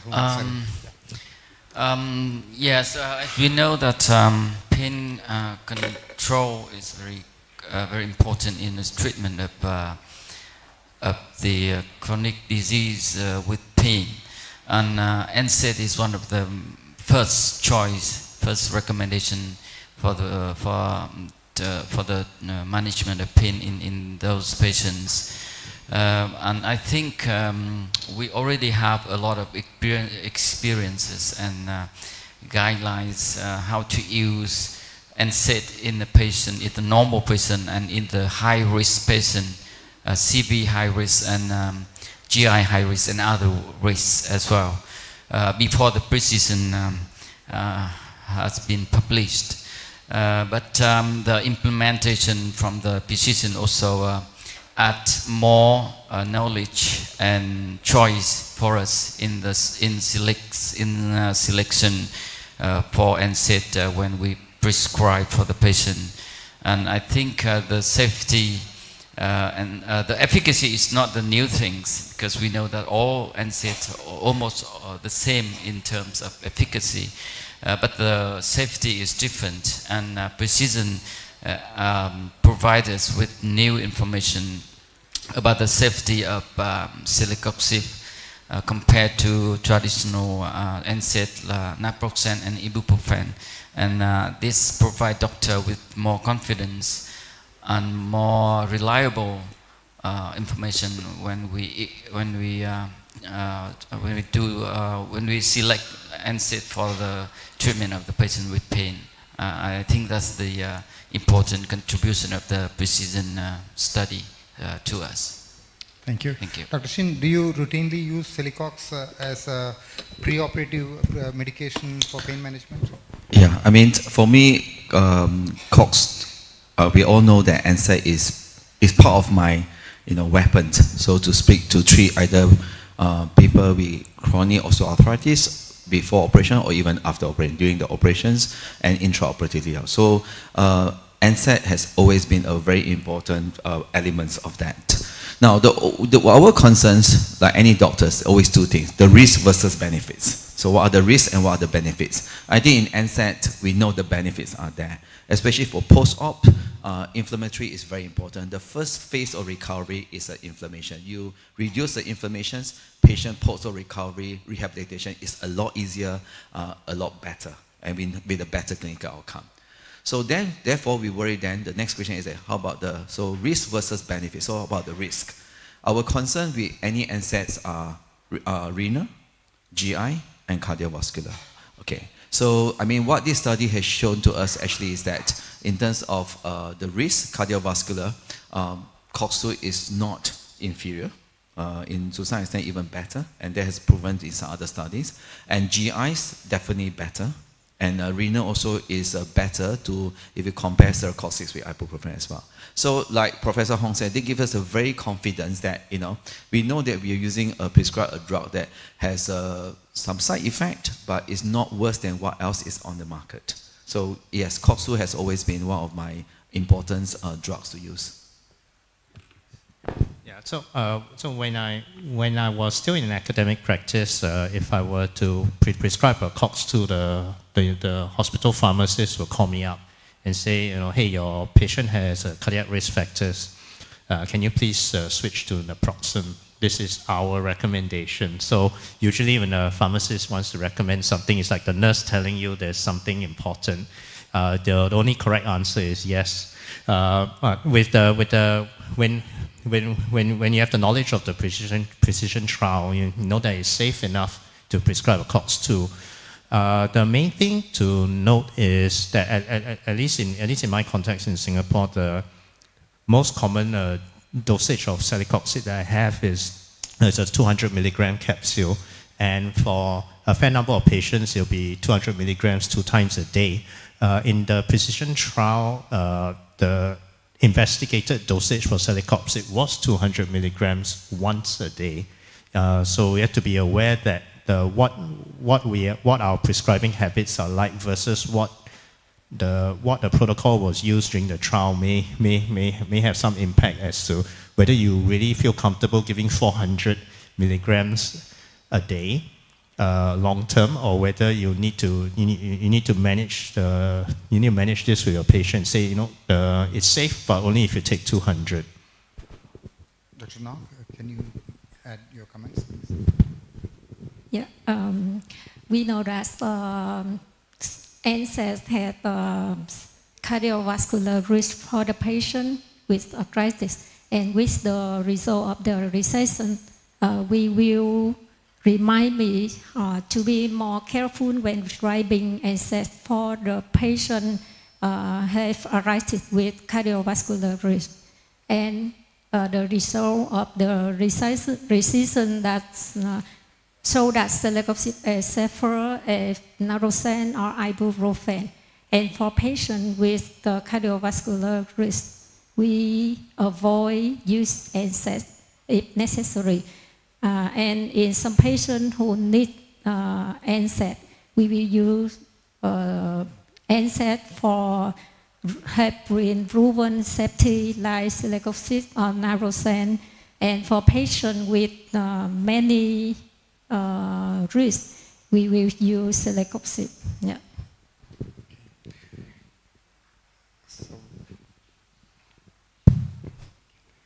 So how do you mitigate the cardiovascular risks in particular while treating patients with NSAIDs? Like based on the low GA risk, do you stratify according to the GA risk and the cardiovascular risk, and then tailor the medicines and kind of add it on a stepwise fashion, starting from 100, 200, 400? Or do you have any strategy for reducing the cardiovascular effects? I think that the strategy for reduce cardiovascular risk is we will assess the patient risk, and if patient has cardiovascular risk, we avoid using NSAID if possible. But in some cases, using NSAID is necessary. We will consider the patient risk, and we will consider the medication that they have been using, and is there any interaction between their medication with NSAID. And we will use the lowest effective dose with the shortest duration to reduce the risk. And we will inform to the patient the side effect, and the patient can monitor the side effect and inform to us, and we will adjust the dose or change the therapy in this. Yeah. Okay. Yes, I totally agree with Dr. Ngọc. In practice, we use NSAIDs. We always follow the guidelines, and this is one of the flow charts. I think it's very familiar to us as a physician who are using NSAID every day. We have to stratify the risks of the patient, not only CV risks, but also GI and other risks, as my colleagues already mentioned. And we select the one NSAID most appropriate with each patient. And as Dr. Ngọc said, that there is no safe NSAID, no best NSAID for the patient. So in terms of safety, we have to consider everything. We consider the effects and the adverse event of each NSAID. We have to consider each patient individually, and we select the best one following the guidelines and the strategy we already have. And with that approach, I think we can choose the best NSAID to prescribe for our patient. And in clinical practice, we also follow that rules every day. And we also ask our colleagues, teach our students, medical students and young colleagues to follow these guidelines. And of course, they need to adapt it in each condition, in each environment, based not only on the guidelines and knowledge, but also the individual experience, also very important. So we combine everything together so we can have the best choice when we make decision. Is there a group of patients you avoid giving NSAIDs, like a history of myocardial infarction or coronary artery disease or uncontrolled hypertension? These kind of categories, do you switch from NSAIDs to something lighter or lower dose or narcotics for pain management? With the group of patients with high risk of high CV risk, normally we have to control the risk first. We have to treat the hypertension or any other CV disease well before we think about using NSAID in those patients. And maybe NSAID may be not the first choice for those patients if we see any other chance, any other group of drug or medication or method that we can use to control the pain in those patients. And maybe with the high risk group, NSAID may be the last choice. But in case we have no choice, we have to use that. Then we start with the low dose first, and we increase the dose later, step by step. And we have to monitor closely the patient. Of course, we have to talk with the patient. We have to educate them, and together with them, we monitor the efficacy and the safety when we prescribe NSAID for those patients. And I think with all that, we can use NSAID for a patient even with CV risk and other risks effectively and safely.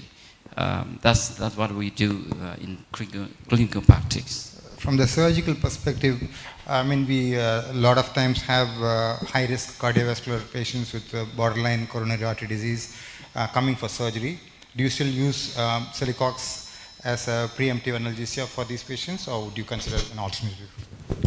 I think for me, my working almost more or less about this, except two differences.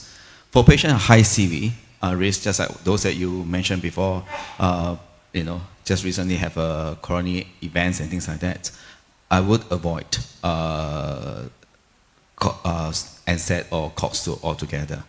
And the other thing is actually is that for patients who have even with low CV risk, if I have to put them on a longer period of NSAID or COX-2, I will always add PPI. Because we know that it's just putting patients on 1 or 2 weeks, it causes changes, right? We know that 1 in 5 of the patients on NSAID will have an endoscopic ulcer, which is asymptomatic. And 1 in 70 of them will have a symptomatic ulcer.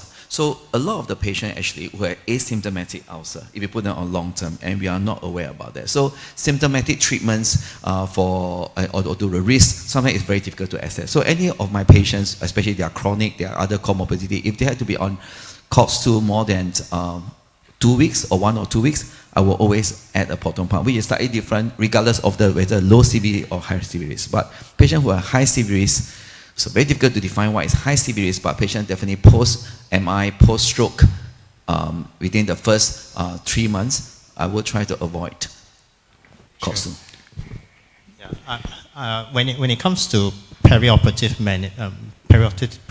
pain management, I routinely use PPI.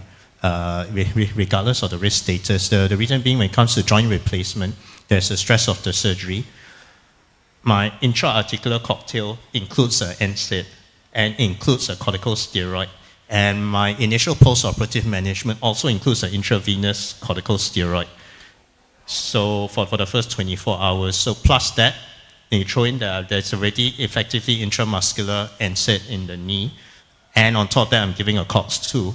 And plus the stress of surgery, I always routinely give a PPI.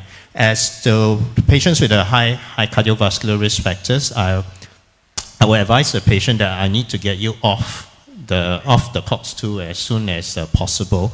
And the other thing that I do routinely is I will get the anesthetist to give a femoral nerve block. I know it affects the rehab to a certain extent, but I think being able to not have to fight the fire of the pain post-op for the initial first day or so helps to wean the patient off the analgesia early. Thank you. So the current guidelines. Are you concerned about is there any safety concern highlighted in the precision study, and based on the results of the study, would you like any further drawbacks in the study? For example, was it conducted to the satisfaction? What are the drawbacks that you think has not been addressed in the study, if any? Like, I think there was a low adherence and retention rate, which is probably normal for all the studies. But in this particular study, that was only a drawback, and that was probably accepted as okay to be in the low levels of adherence, because it's a huge study and a lot of people dropped out in the middle of the study in this precision study. That's what I understand. Yeah, if you ask your patients who are on long-term NSAIDs or long-term COX-2s, how often do they complete your prescription? You'll find that a fair number of patients, especially patients that come to see us, they're pretty educated. They know they're not in pain every day, all of the time, especially osteoarthritis of the knee. They may be in pain like 3 times a week or 4 times a week. They will be titrating their medication accordingly. So I think the exposure that a patient has to the medication is not consistent. And I guess that is the real world problem that we have when we want to look at these studies where most of our patients fall into the not adherent to protocol category.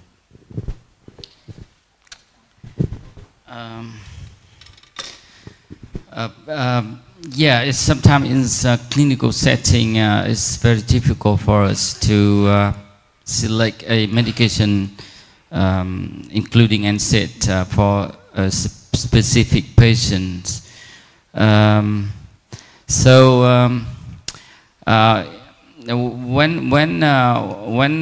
we face with a patient with the risk, normally we have to stratify the patient based on the classified of the risks that have been introduced by the groups of experts and societies, whenever we see any risk of the myocardial infarction or other severe risks, then we try to avoid using NSAID.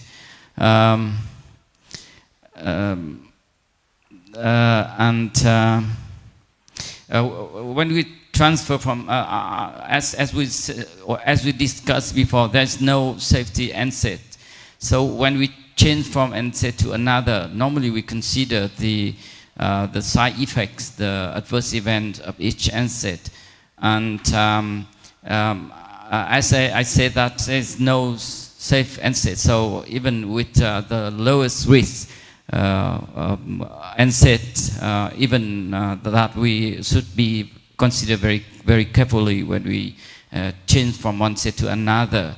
It does mean that you change from one NSAID to another, the risk is reduced for the patient. So that's one of the process that we have to consider everything together before we decided to use one NSAID or to change from one to another. Yes. I think when it comes to further things that I would like to look at, I think number one, just like precisions, I would like to know what are dosage, because is this safety profile related to dose, right? Most of the study they put one dose. I want to know, 200 mg. How about if I give 200 mg BD? Do I end up with the same thing? So what is the safety dose? What is not the safety dose? And how long can I use it for?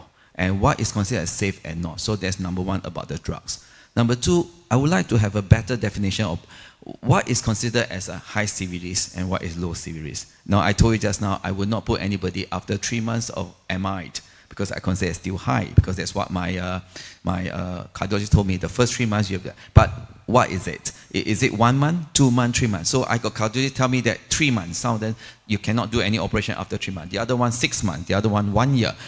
And that is number two. Number three, I would like to know that other risk factors affect that as well, apart from cardiovascular risk. Like if you put down metabolic disorders and aspirin, all these things, does it add or subtract the risk? Does it mean that I can put a bit higher dose for a longer period in the patient, higher risk of CV, or can I not, if I take into account risk factors?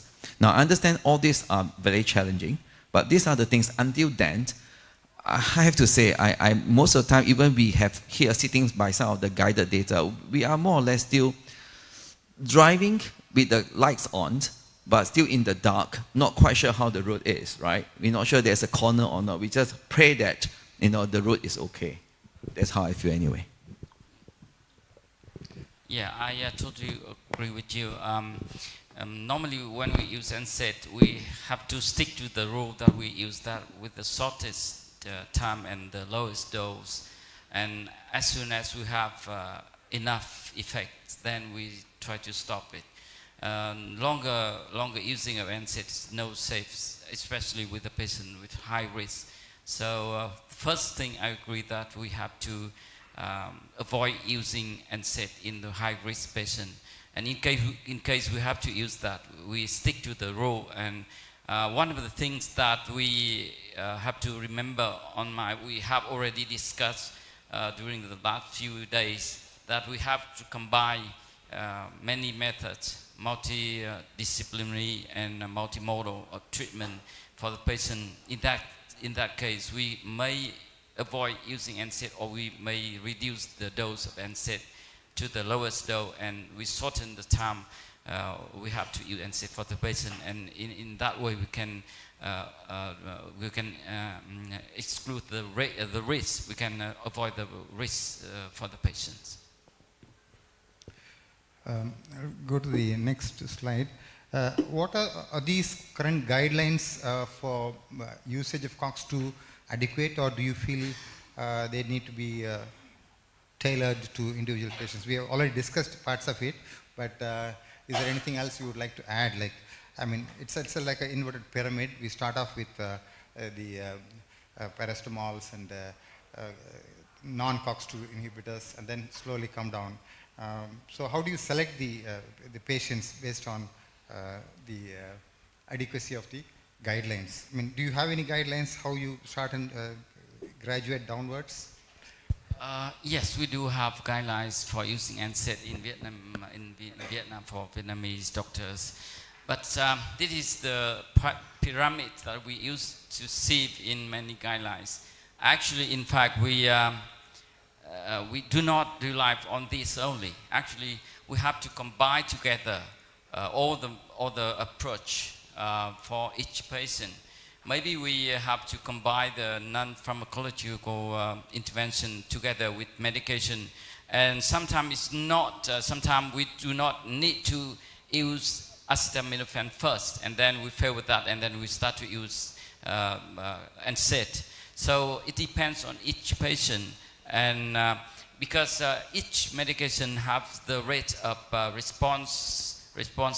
And it's different from one patient to another. We never know which patient will respond to acetaminophen or one specific NSAID. So we have to decide this wisely, and we have to combine those medications in the best way. And time is one of the things that we can base on. We can try acetaminophen first, but we don't use that for a week or something. We can wait for 1 or 2 days, and even 1 day, we can answer the question if the patient responds or not. And in that case, we can proceed the process to use NSAID or other medication earlier, and we can solve the problem better. So that's what we do in clinical practice. Dr. Nyok, how would you approach I totally agree with Dr. Hong, but I think that we have a lot of study and guideline on treatment and how to prescribe NSAID for our patient. But I think that we should personalize for each specific patient, not follow up all of the guideline, because specific patient with different risks, and they will have the best choice for them. And I think that there is not the best medication for the patient. Just have the most suitable medication for each patient. Yeah. So we'll come to the blood pressure management. I noticed that most patients who go on NSAIDs have a slightly increased blood pressure over the period of time. They even come and tell my BP is, I never had BP in the past, and after starting these medicines, I developed BP. I mean, patients would not been diagnosed with blood pressure. So how would you follow them up, and how do you prevent these complaints from patients? I think from a surgical perspective, have you noticed anybody coming and telling you? Yes, I do. And I also noticed that post-op as well, patients suddenly blood pressure shoot up, right? I mean, taking pains as one of the stimulation caused by that. But patients are comfortable, blood pressure go up, and it went out quite high. So we do have that. So we will identify some of the patients who are at higher risk of that, and then we will warn them, we will monitor them. If you really go up to a level that is quite difficult to monitor, and then we will think about stopping the medication. But again, this is a multi-approach. So patients who are this obviously as a higher risk of that, I'll normally get the cardiologist as part of my management as well.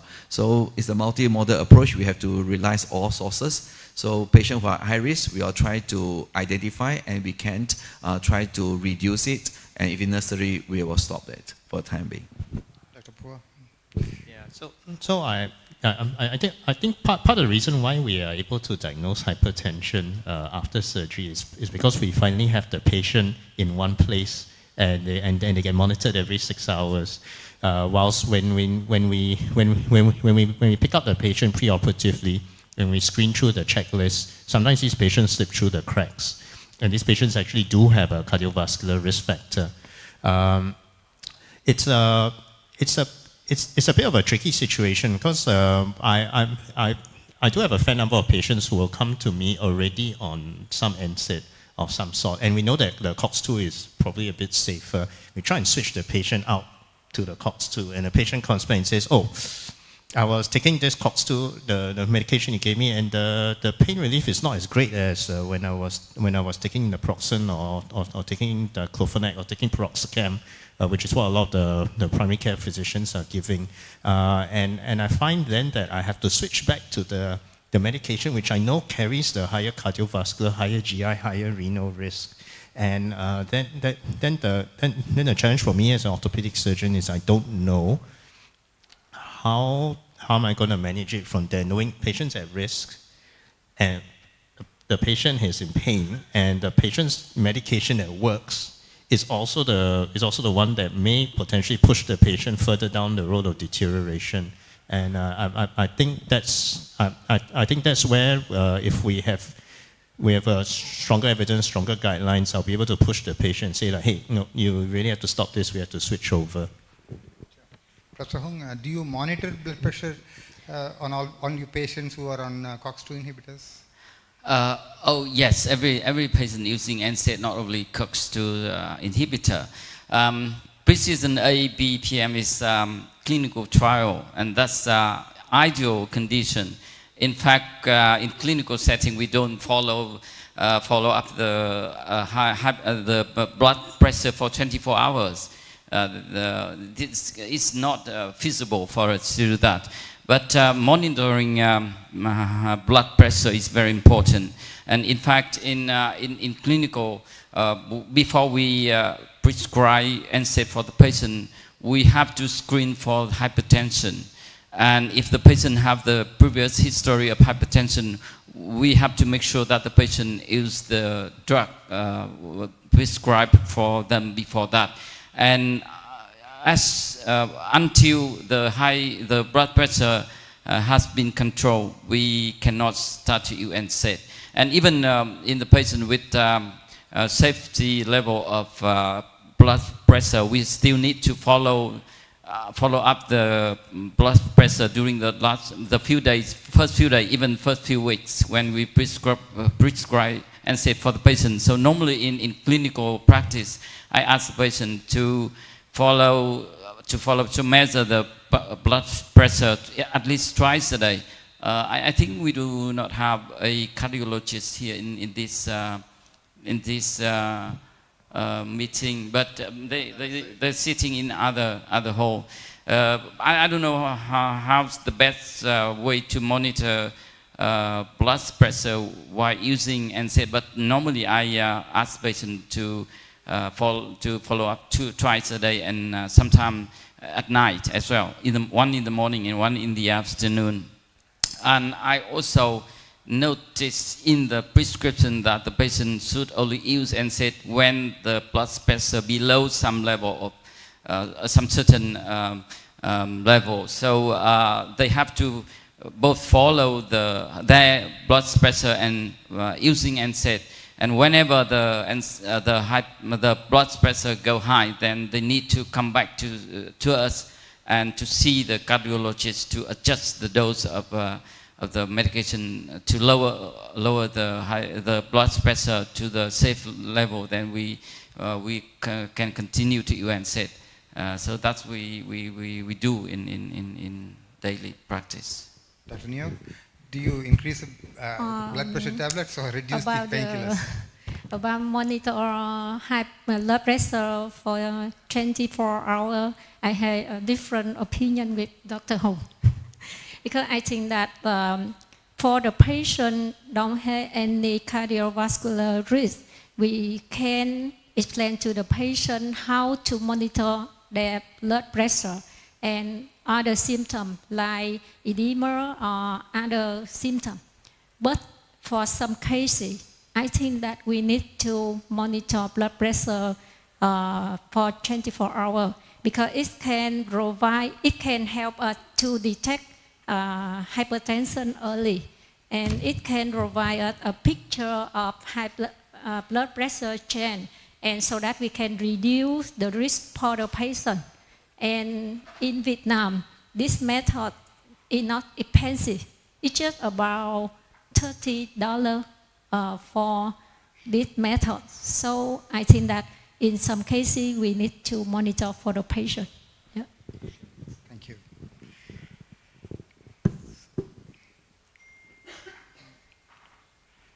So the next is on the gastrointestinal risks. Do you change medications based on gastrointestinal risk factors when you select NSAID therapy? Do you have any preferences of one over the other based on the precision study? Dr. Nyok, you can start.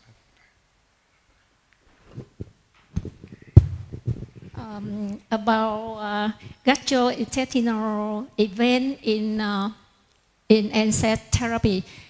This study saw that celecoxib had lower risk when compared with the ibuprofen and naproxen. When we compare with the other risks like cardiovascular risk and gastrointestinal risk, I think that for patients with many risks, we can choose celecoxib for the patient. Yeah. Yes, with GI risks, we all know that the non-selective COX-2 inhibitor is can cause more risk for the GI system than the selective COX-2. So that's obviously. But even with the patient using a COX-2 inhibitor and COX-2 inhibitor, we need to consider about the GI risk as well. And with the high risk patient, we need to add a protective agent for the patient. Normally we use PPI for those patients. And with very high risk, we even consider not to use NSAID in those patients. So with the entirely considering and with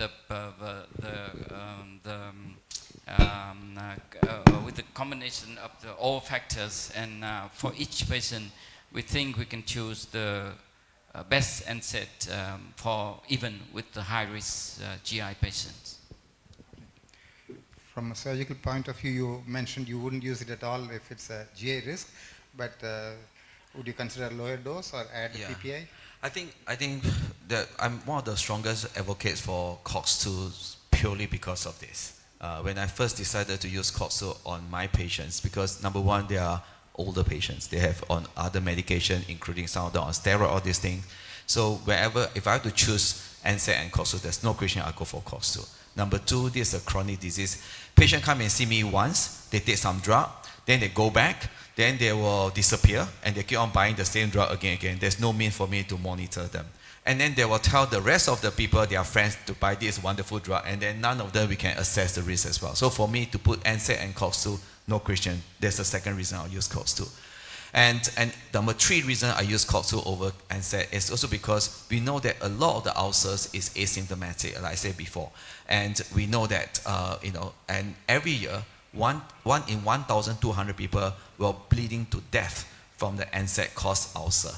And that, if you look at the US market, every year about 16,000 people die from NSAID related ulcer caused death. So that is significant. So for me, that study really changed my opinions about using COX-2 and NSAID. But on patients, like you say, very, very high COX-2, and it's a matter of risk versus benefit. Patient in a lot of pain after operations, I need to bring it down, and the risk of GI is there. So what would I do? I would do what Professor Hang said. I would think about the person. If my cardiologists agree and other physicians agree, I will put patient on the low dose of COX-2 together with the PPI. What about the thromboembolic medications? Do you reduce them in GI patients? Yeah, I normally, for me, post-op, I normally use aspirin. Aspirin. So I will see some of them, it really has a very high risk. I will use a lower dose. Sometimes I will actually problem before. Dr. Paul? So the other reason why I need the PPIs post-op is, apart from I'm showing more hand right now. I also anticoagulate using chemical prophylaxis against deep vein thrombosis. So in my case, most cost-effective is enoxaparin injection. So there's definitely a risk of bleeding. Then plus your COX-2, your NSAID, the intra-articular NSAID, the intra-articular corticosteroid, the intravenous corticosteroid, the PPI, the GI risk is high. So my patients will be on a PPI, even though we know the evidence that you need to routinely give a PPI for COX-2 is low. Sure. So you prefer enoxaparin over antiplatelet, which is easier to control reverse in case there is a bleed. Enoxaparin is quick to reverse, and whereas aspirin takes longer time to reverse the. Yeah, and it's cost effective. Sure. It's cost effective? Is it?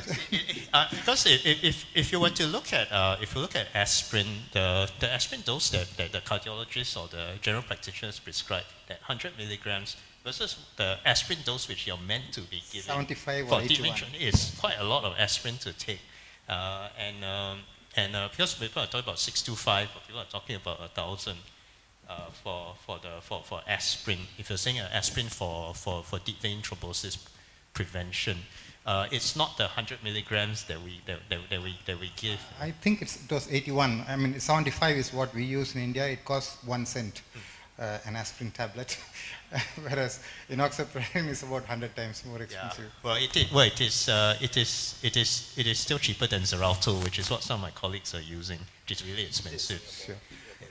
Okay. Xarelto is again reversibility is not great. Enoxaparin is terrific.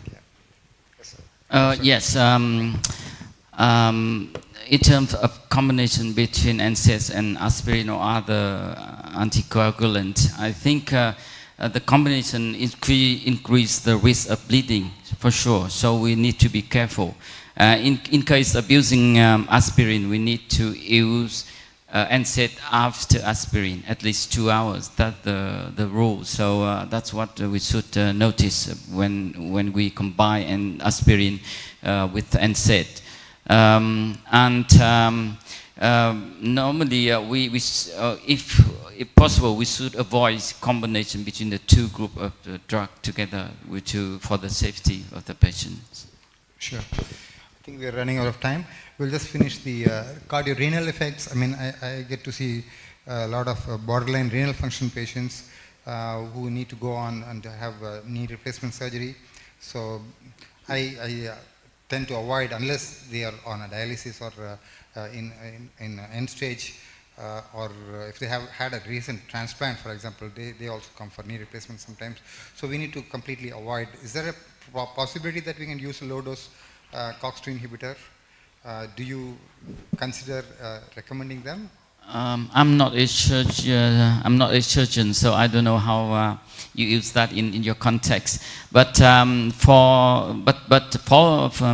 the study, they already proved that using NSAIDs does not increase the risk of bleeding or wound healing after surgery, after operation. So I think it's safe to use NSAID before, during, or after operation, but we need to follow up very carefully, and we have to consider the risk and balance between the risk and the benefits before we use NSAID for those patients. So I think the opinion from our colleagues should be better than what I'm thinking. In terms of our perioperative management, the patient has a pre-existing renal impairment, even just a bit elevated creatinine. I will take out the periarticular NSAID, and I won't give a COX-2 or NSAID post-op, because as it is, patients who have a bit of renal impairment and they go for surgery under general anesthesia, so a big surgery, their kidney function does take a hit because when I recheck the creatinine for a number of patients, the creatinine does go up a little bit. So I'm a bit scared. Someone told me that, I'm not sure it's true, when you see a renal functions deranged, even a mild impairment, it means that 50% of the renal is not working anymore. So for me, that is quite scary. So whenever I see that, and also a few patients, I keep on seeing the creatinine going up and up and up, and then the pressure is there. So for that reasons, for patients who have renal impairment, I would avoid at all costs if I can't. Sure. Actually, in our department, we work very closely with orthopedic surgeons, and we always swap the patient between the two departments. And sometimes our colleagues from the department of orthopedic surgery transfer the patient to us right after the operation, and we have to do everything with the patient, with the pipe, with the drainage and everything. So we still use NSAID and painkiller for those patients. Of course, we have to consult our colleagues when we do that. But until now, it's still safe. And in terms of using NSAID, we use that for dozens of years in our department. And the complication related to NSAID, very, very minimal. We can count it in the finger. For the complication in our department, although our department is very big, big department in the hospital and one of the big hospital in Vietnam. But we do not see any complication during the time in the hospital. So maybe the key thing is that we have to screen very well. We have to use medication, especially NSAID, with careful with the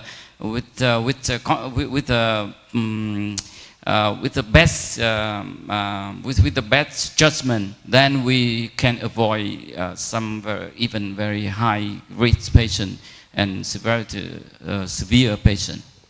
Do you have a cut-off line for creatinine or GFR levels of which you would not use NSAID or COX-2? Yes, of course, we know that NSAID can cause damage to the kidney. So normally, when the patient have the low infiltration of glomerulus, then we have to we should not use NSAID. Normally, with the patient with the level of eGFR below 60 or even below, especially below 30, which we don't use NSAID. Dr. Nyo, do you monitor them with the creatinine tests periodically when you put them on COX-2? Yeah, I totally agree with Dr. Hung, because when patient with GFR lower than 30 milliliters, we don't use prescribe NSAID for that patient. But patient with GFR from 30 to 60, we will use NSAID with caution. I just want to ask Dr. Lee, how long is the longest duration of celecoxib 100 milligram for high-risk patient, according to your experience? How long have if I want to prescribe a COX-2 long term, I'm looking at prescribing 6 weeks to 2 months in one go. Then I'll be seeing the patient again. The first thing I'll look out for if I want to choose a COX-2, so I want to choose the lowest possible dose, if possible. And if I'm going to prescribe it, the prescribing form has to be in such a way that the patient can titrate it. So if I have a choice between 200 and 100, if I can get my hands on the 100 and tell patient these are in 100, you only take the minimum amount that you need to take when you need it, then the patient will be able to titrate it according to the pain on their own. And I do give for relatively long duration. So I have patients who are taking 2 or 3 months of COX-2s in one go. I think it's lucky for you. You have 100 milligram in Singapore. In Vietnam, we do not have 100, so we have no choice. No. Can we replace 100 milligram per day with 200 for 2 days? Sometimes, sometimes sometimes I ask patients like open the capsule, or if they're using the other brand of clocks too, I ask them to cut the tablet into half, if possible. I know it's a triangle tablet; it's a bit hard to cut into half, but whichever method works, where they don't take as much as much as what is as what is on the dosage. I want the patient as little as possible. Thank you. I think we're running out of time. So we'll just... Communication. How do you communicate the risks to the patient? I mean, this is my last slide. You need to have a detailed discussion, otherwise they'll blame you for everything. Because they came in without a kidney condition, they go home with a renal problem, so it's going to be very risky for surgeons. From the medical point of view, how do you communicate the risk of renal or cardiovascular renal and other gastrointestinal effects when you start on COX anti-inflammatory medications? Yes, this is a very important issue that we must pay attention when we use NSAID for the patients. Normally, patients are scared of the complication causing by NSAID because they look the information in the public media and in the internet, and they don't understand entirely how the medication work and how safe and how effective that the medication can bring in for the patient. So we have to discuss with them carefully and answer every question, and even we have to educate them with some common knowledge, with common sense about how to use NSAID, how to monitor them, how to discover the symptom of the complication even with minor one, and especially the time to use the dose and the periods for using NSAID. And we have to discuss with them carefully, and we have to tell them all the risks and all the possibility that NSAID can cause to them in addition to the benefit they have. And I think with that communication way, I think it's good. It's safe for the patient and for the doctor as well. And in my practice every day, I do in that way, and I don't see any big problem with the NSAID use for my patients and in my department as well. Thank you. Would you like to add something? No, that's fine. Thank you. That brings us to the end of the session. Thank you, all my colleagues, for a wonderful session again. And I think I'll hand over to the chairman of the...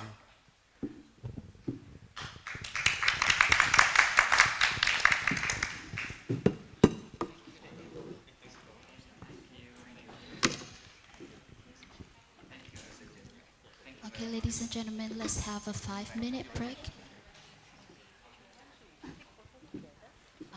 You can keep inside the boring room.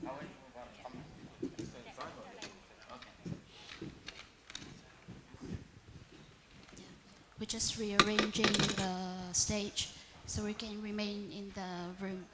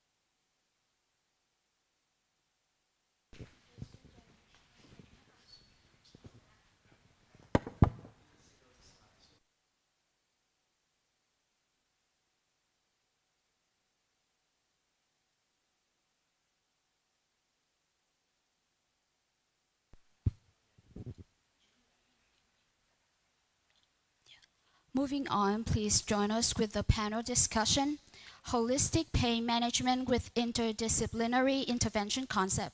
Speaker and moderator, Dr. Drew B. Bright, India. Chairperson, Professor Bart Molio, Belgium. And Association, Professor Nguyễn Văn Hùng, Việt Nam. Associate Professor Cao Thanh Ngọc, Việt Nam.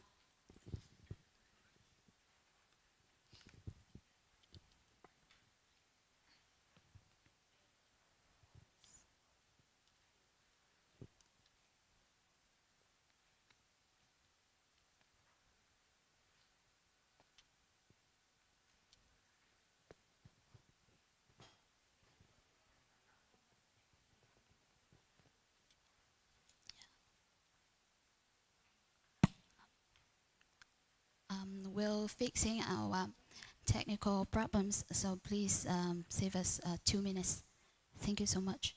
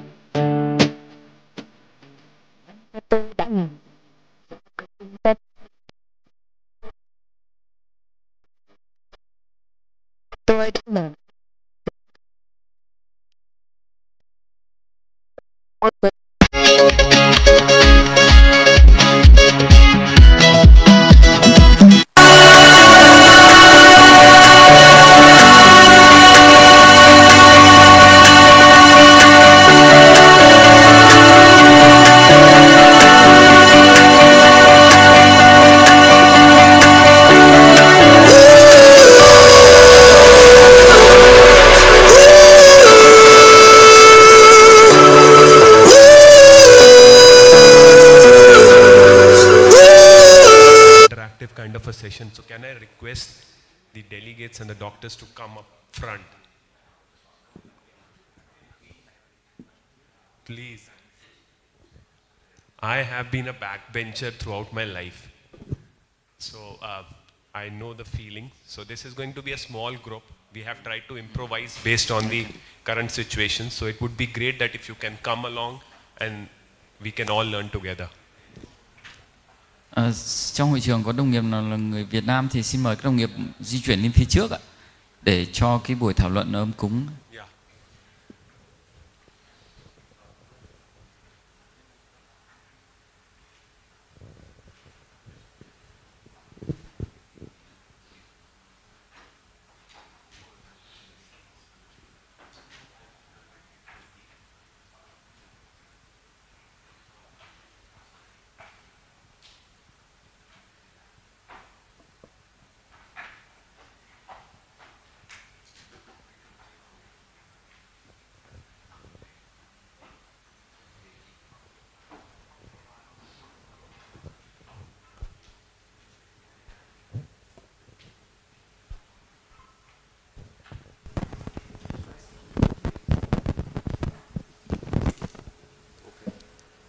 Test. Yeah.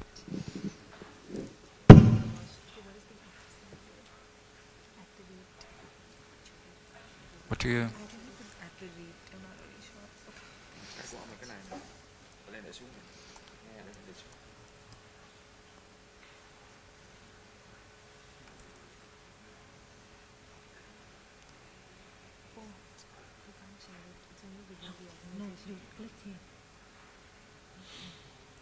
Okay, maybe we lose too much time. It's not possible. Okay. Thank you.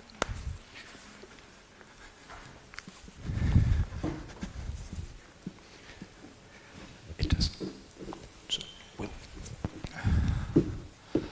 Ladies and gentlemen, sorry for the technical disruption. I wanted to show you a model of multimodal care, but I can explain it to you. So we heard a lot about pain management over the last 1.5 days, and one of the key messages of every single speaker was that we need good communication with the patient, but we need to address also the pain problem in a multimodal way, and multimodal can be both all types of techniques, and it can be multimodal on a pharmacological level. So there are different levels on multimodal treatment. And you heard the terminology multidisciplinary and interdisciplinary. Is everyone aware that there's some difference between multidisciplinary and interdisciplinary? Let me briefly explain it to you, because it's important to get feedback from you as an audience. How do you work at home? Multidisciplinary means you see a patient and you think, okay, this patient needs a psychologist, needs an advice from a rheumatologist, or needs an advice from a PRM or an orthopedic surgeon, and you send them to them. Okay? And then you get back a letter from your colleague. So it adds up for a patient with 5 different, maybe up to 5 different advices. Interdisciplinary is a more sophisticated way of integrated working together. That's what we try to do in our center. We have the neurosurgeon, we have a surgeon, we have an internal medicine guy, we have a psychiatrist on our floor. And we see the patients together. Not always together in the clinic, but the patient is in the center and the specialists come to the center. And that means that we do a multidisciplinary conference on the patients, and we will not write 5 letters. We will integrate our advice to one advice, an integrated advice. And that's more the interdisciplinary pain. It's clearer for the patient, it's clearer for the GP, because the GP doesn't have to filter out all these different advices. And based on the modalities, and would like to show you, I always discuss with my patients, we will address you in a 3-pillar system. 3 pillars. I'm a doctor.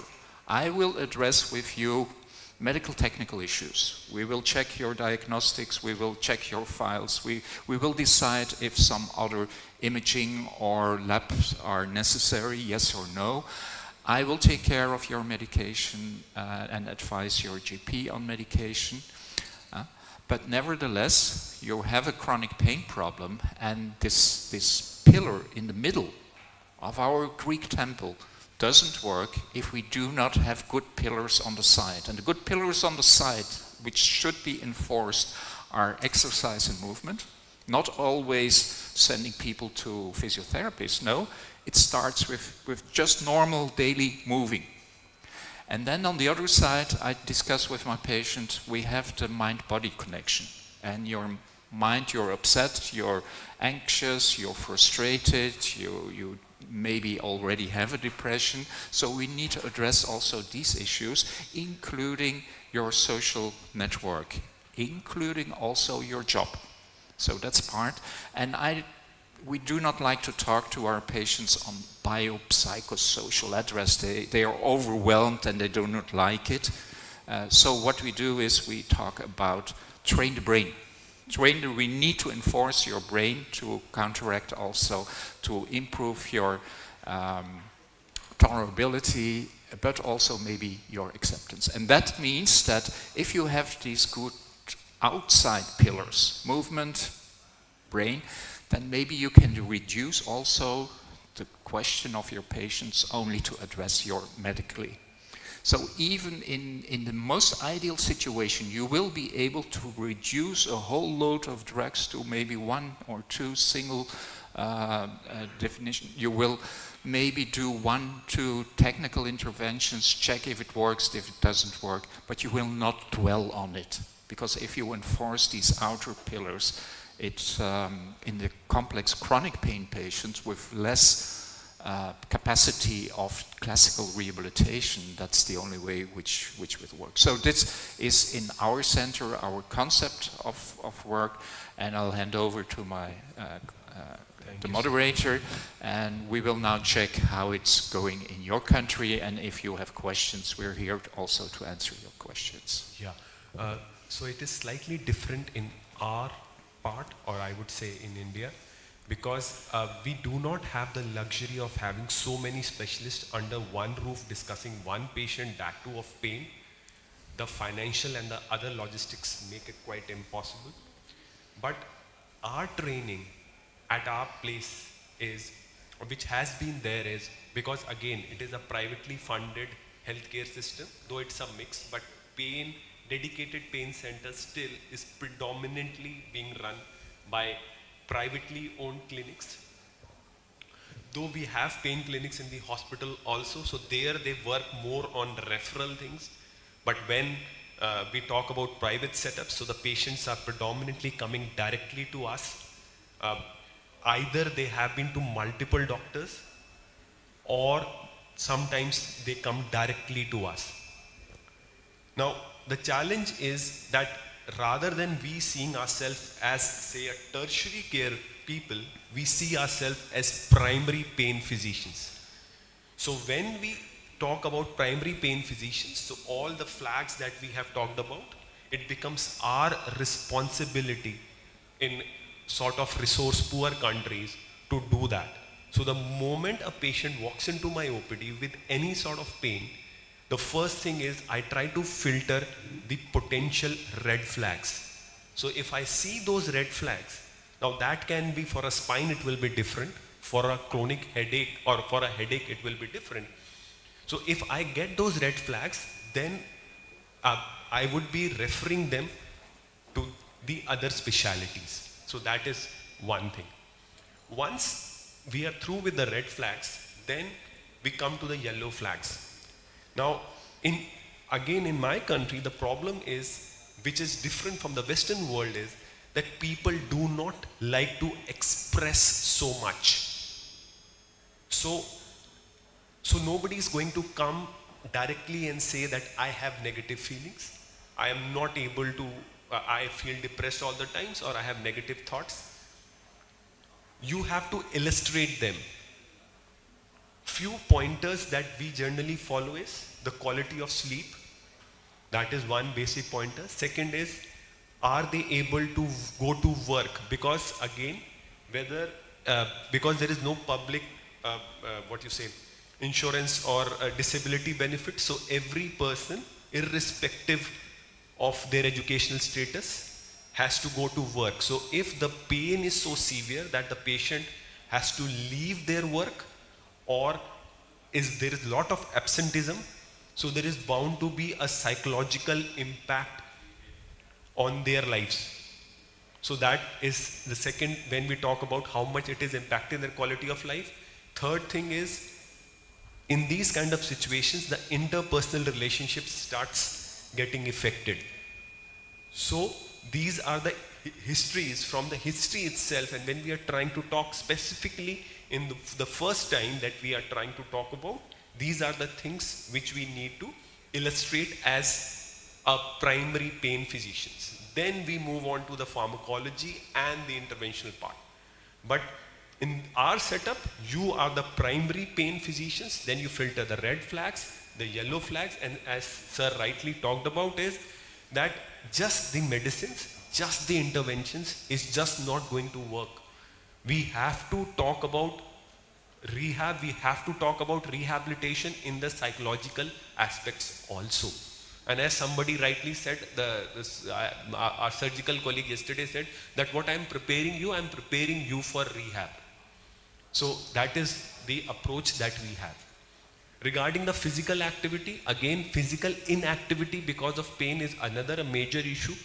So what we generally do is that we set realistic targets.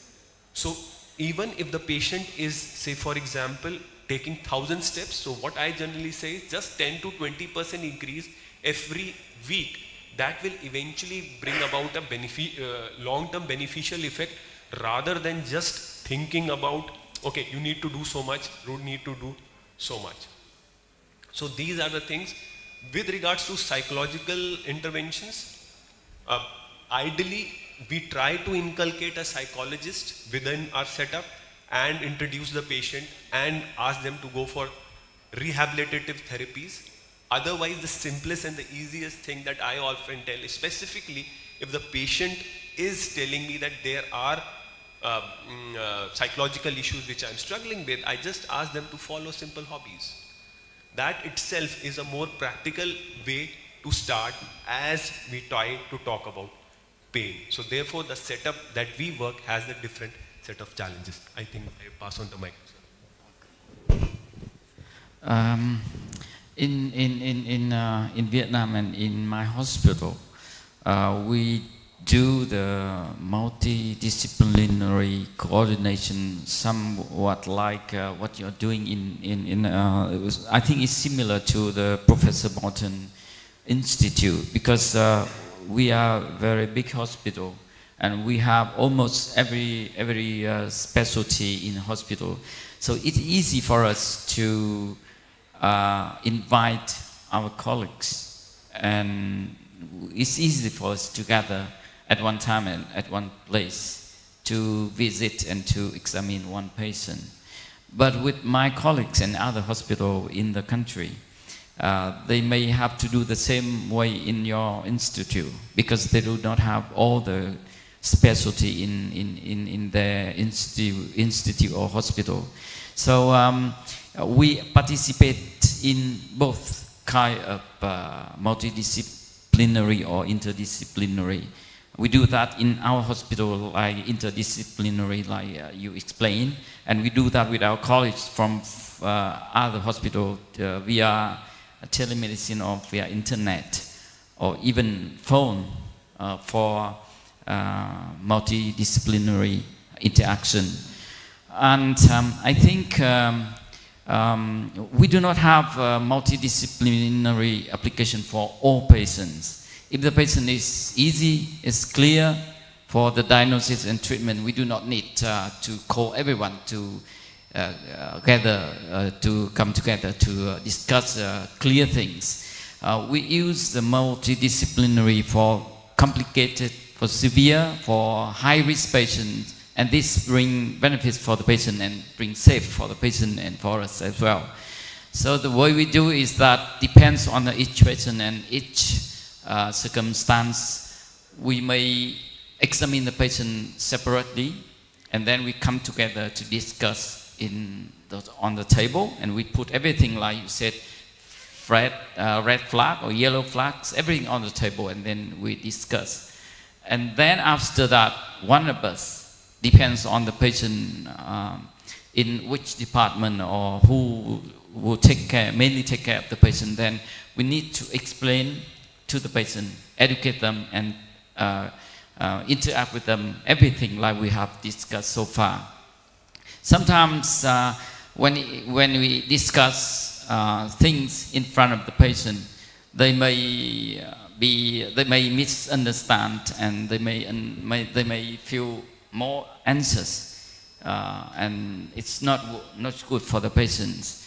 And one of the drawback of the multidisciplinary is that if we examine the patient separately and isolatedly, then maybe the same thing, the same problem, but each college may explain to the patient in different way. Maybe the same thing, and the patient understand differently. So the same thing that we discuss in the interdisciplinary in the front of the patient.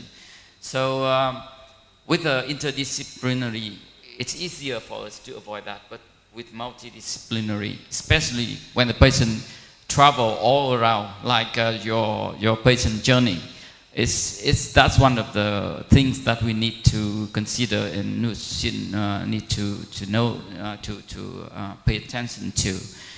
So I think multidisciplinary and multimodal treatment is non-controversial at the moment. We have to combine together for the benefits of the patient. But how we do that is the key things. So we have to base on the fact at our environment, our conditions. So we apply that flexibly and in the best way, then we can make the multidisciplinary bring the best benefits for the patient, and we can avoid all the consequences during the process. You addressed two very important points. First of all, I completely agree that multidisciplinary, holistic, comprehensive, whatever you call it, needs to be a stepped-up approach, because also in my country, it's not affordable to get every patient in such a structure of a multidisciplinary pain center. It's too expensive. So it's so important to have good education also on a primary level, all healthcare professionals. But what they really need to know is, when is the trigger? When do I need to call in my colleagues from other disciplines? That's an important one, and I completely agree that there are many patients who can be managed very well in self-care together with their primary physician. But there should be the willing to do this. Secondly, you addressed also a very important point that we noticed, that it's semantics. Semantics, how do you explain the problem of chronic pain to a patient? And maybe you noticed that, or what I noticed is that for what we call, to give you one example, nociplastic pain. You're a pain specialist, now you know what nociplastic pain is. But have you never noticed that in every single organ specialty, they have other names for what we now call nociplastic pain? Go to GI specialists, they have their functional bowel disorders, like irritable bowel disorders. If you go to headache, they have also their own diagnosis. If you go to urology, you have irritable bladder cystitis, these old names. So you have these functional symptoms. If you then get into the pathophysiology, and if you go into the therapy, our GI tract specialists, they say we prescribe neuromodulators, and we say, okay, we prescribe the same because we use also pregabalin. And so the semantics is so important. So we need to agree on common semantics, and what is very helpful, what we noticed is very helpful, if you really have a team to train together, to make real decisions on how do we explain it to the patient, and that the nurses, the psychologists, the physiotherapists and the doctors always use the same semantics in the discussions with it's so important. And helpful is metaphors. Metaphors, little stories where you use metaphors to explain the problem of chronic pain.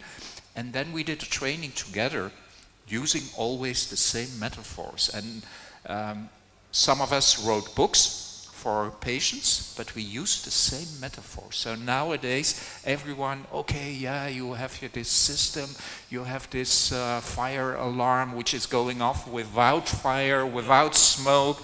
You know all these stories, but it's so helpful in addressing and explaining and educating the patients. I'm very curious to learn also from you and the audience. If we go to train the brain concepts, the mind-body interconnection, it looks a little bit strange to me, learning also from studies, from cultural differences, that especially in Asia, in many countries, people are very reluctant to show emotions. That's something I learned from, not by visiting, but by reading scientific papers. And on the other hand, if we look at modern mind-body interconnection, what do we offer to our patients? It are all Asian old therapies. It's about mindfulness, and mindfulness, yeah, it has a long history in Asia in different, we use techniques from Ayurvedic medicine, which are well explored, we use Tai Chi, we use yoga. And on the other hand, I learned that this emotional aspect is so close and stays within the patient. So how do you address this? And do you use also these techniques in your settings? Definitely, sir. We do talk about it we talk or discuss about it. But as you rightly said, now this is a very big problem. That is also one of the reasons why establishing a patient support group, which is such a big thing, specifically in all chronic pain conditions, is so tough in our part of the world, because people are not ready to express. That is one problem. Second thing is, most of the groups that we have on the social media are run by the Western population. So what they do is, the patient comes to me that you asked me to read about it, I gave them the literature. When they Google about it, so they come across these groups, and where the population goes to an extent that it is very depressing for our population. They said, and somebody explained that they just cannot get up, and they wrote 500 words. So they said, will I also land up in that kind of a situation? So those are the challenges. But yes, mindfulness, deep meditation is something which I personally feel it is not so easy to inculcate right away. So I just start with small goal setting is something which I actually practice. So small realistic targets. So for example, as I said, 1,000 steps walk or simple deep breathing exercises. That's it. To start off with, that is good enough. But yes, as you rightly said, that small stories, small anecdotes are there to make the patient explain this difficult concept. No, so for example, I always give my example. See, when I'm discussing about the central sensitization, or as you rightly said about mind-body thing, I said that first, you are not imagining pain. There is an actual pain which we are not able to understand. That is one. Second thing is, everybody has a sensitive system. So somebody has a sensitive digestive system. Somebody has a sensitive respiratory system, and they move around with those particular cautions to be followed. In the same way, you have a sensitive nervous system which responds to minimal or no stimulus. So that way you have to culturally connect with them, but at the same time you have to develop your own stories and own anecdotes with them, and introduce things gradually and ask them to show their emotions. Now here, one more thing is, I personally feel there is a gender difference also which I come across. Females patients are much more receptive with their emotions, emotional aspect. Specifically in India, male patients suffering from these invisible diseases are really tough because they want evidence. And the initial set of, say, a couple of months, it's like a wrestling match or a tussle going on between them and me. They are out there to prove that they are not suffering from the disease, and I am just saying that first step of anything is you need to understand the condition.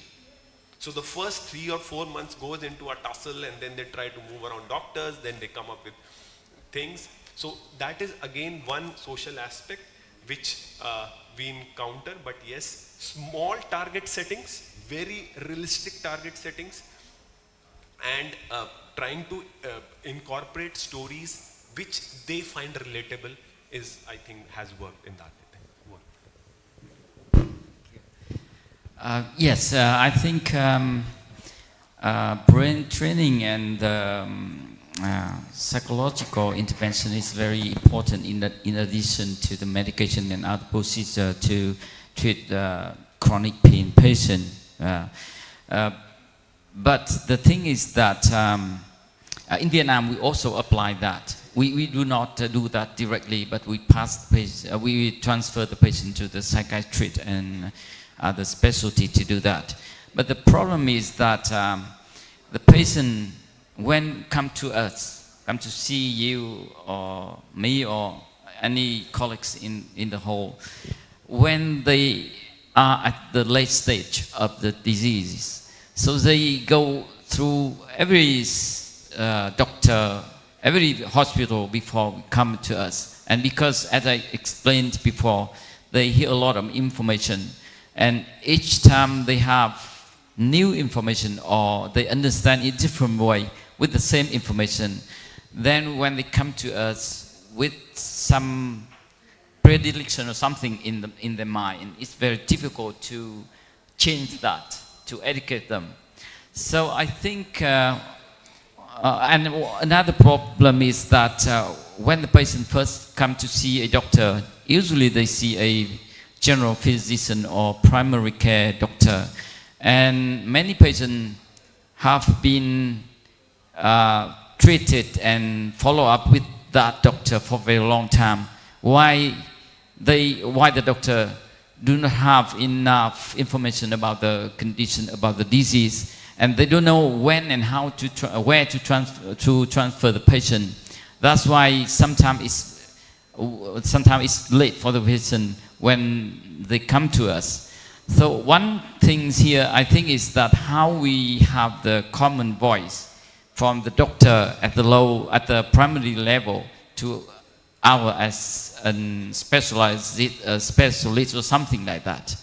And if we solve that problem, we can reduce the risk for the severe and late chronic pain, and we also reduce the burden and the work we have to do when we see the patient at the latest phase of the disease. Yeah.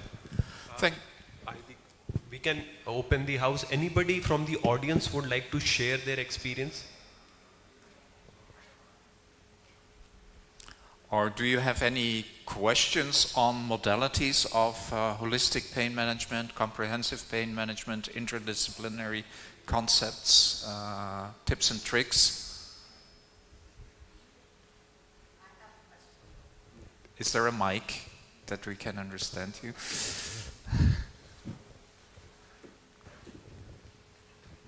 Thank you so much for this very deep understanding of the multidisciplinary and the multimodality of pain management. Just one question, that there is ample evidence that chronic pain generally leads to depression, anxiety, and it could be vice versa as well. In your clinical practice, in the real life scenario, at least from Indian perspective, I understand that people are not very open to acknowledge the fact that they have probably the pain is leading to depression or vice versa. But in your practice, whether it is Dr. Bibra from India or from Vietnam or from your country doctor, do you see that the patients do acknowledge that?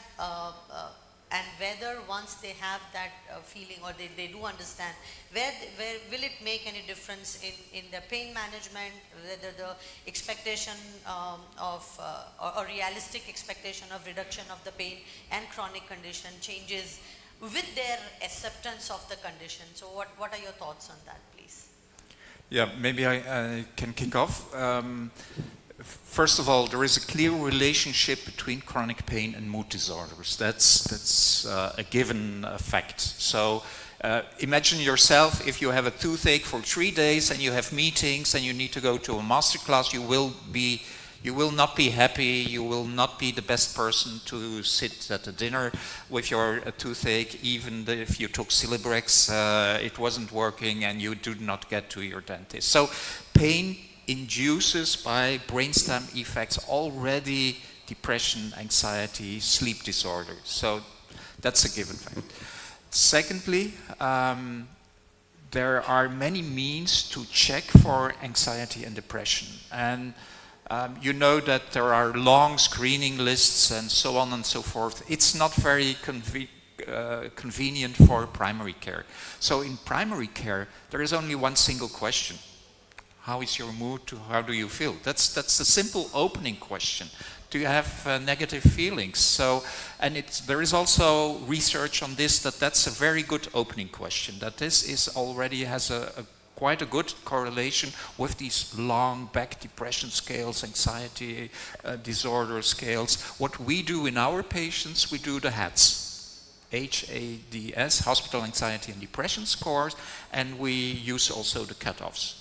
And mostly we like it. We like the HADS. It's short, simple, and you can address then also, if a patient has completed a HADS score, you can go to the questions. Oh, you mentioned that you feel anxious.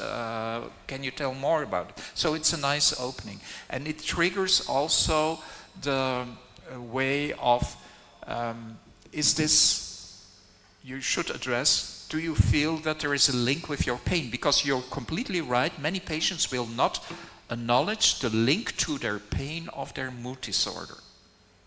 And often mood disorder itself is a risk factor for the development of chronic pain. So it's a bidirectional thing, and it should be addressed. Even in perioperative setting, it's a negative factor for outcome for the development of chronic pain, this mood disorder. And indeed, women are more open. So in my clinic, in every cube, we have Kleenex tissues, and we need them. Yeah, we really need them, even for some men. So it's an opening, and it's good because if patients show their emotions, you have something to hook on, to discuss this further. And do you think it would be useful, maybe you should have a chat with someone who will take some more time to explore with you your feelings? And but it should be addressed, and it should be part of the management. Anxiety, sleep disorder are so important, not only depression, but anxiety, sleeping disorder, and that's something we address also in our pharmacotherapy. There we take decisions. We want to avoid polypharmacy, but if we choose drugs, we will always make a choice. Maybe we can address also anxiety, maybe we can address also sleeping disorder, and that's the reason we use these neuromodulators more than NSAIDs in many of these chronic pain patients. So yes, indeed, it's so important, and we need to address it actively. Now, this is very interesting and I think quite peculiar. In India, we have two sets of clear-cut patients. One, there are urban, educated patients who are aware, or sometimes you can make them aware by asking them to fill these questionnaires. They are educated, well conversant with English, and somewhere they are connected with their moods and they understand the complexity. Now, there is also another subset of patients who come from the rural setup. They are not so they are fairly okay to do.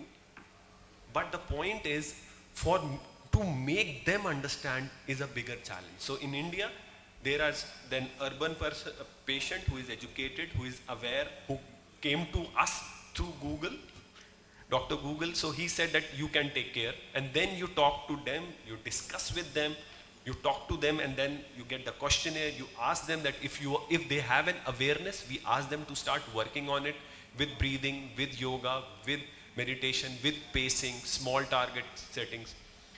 Now, with the rural patients, it can be sometimes be tricky. How do we introduce the topic that yes, there is mood?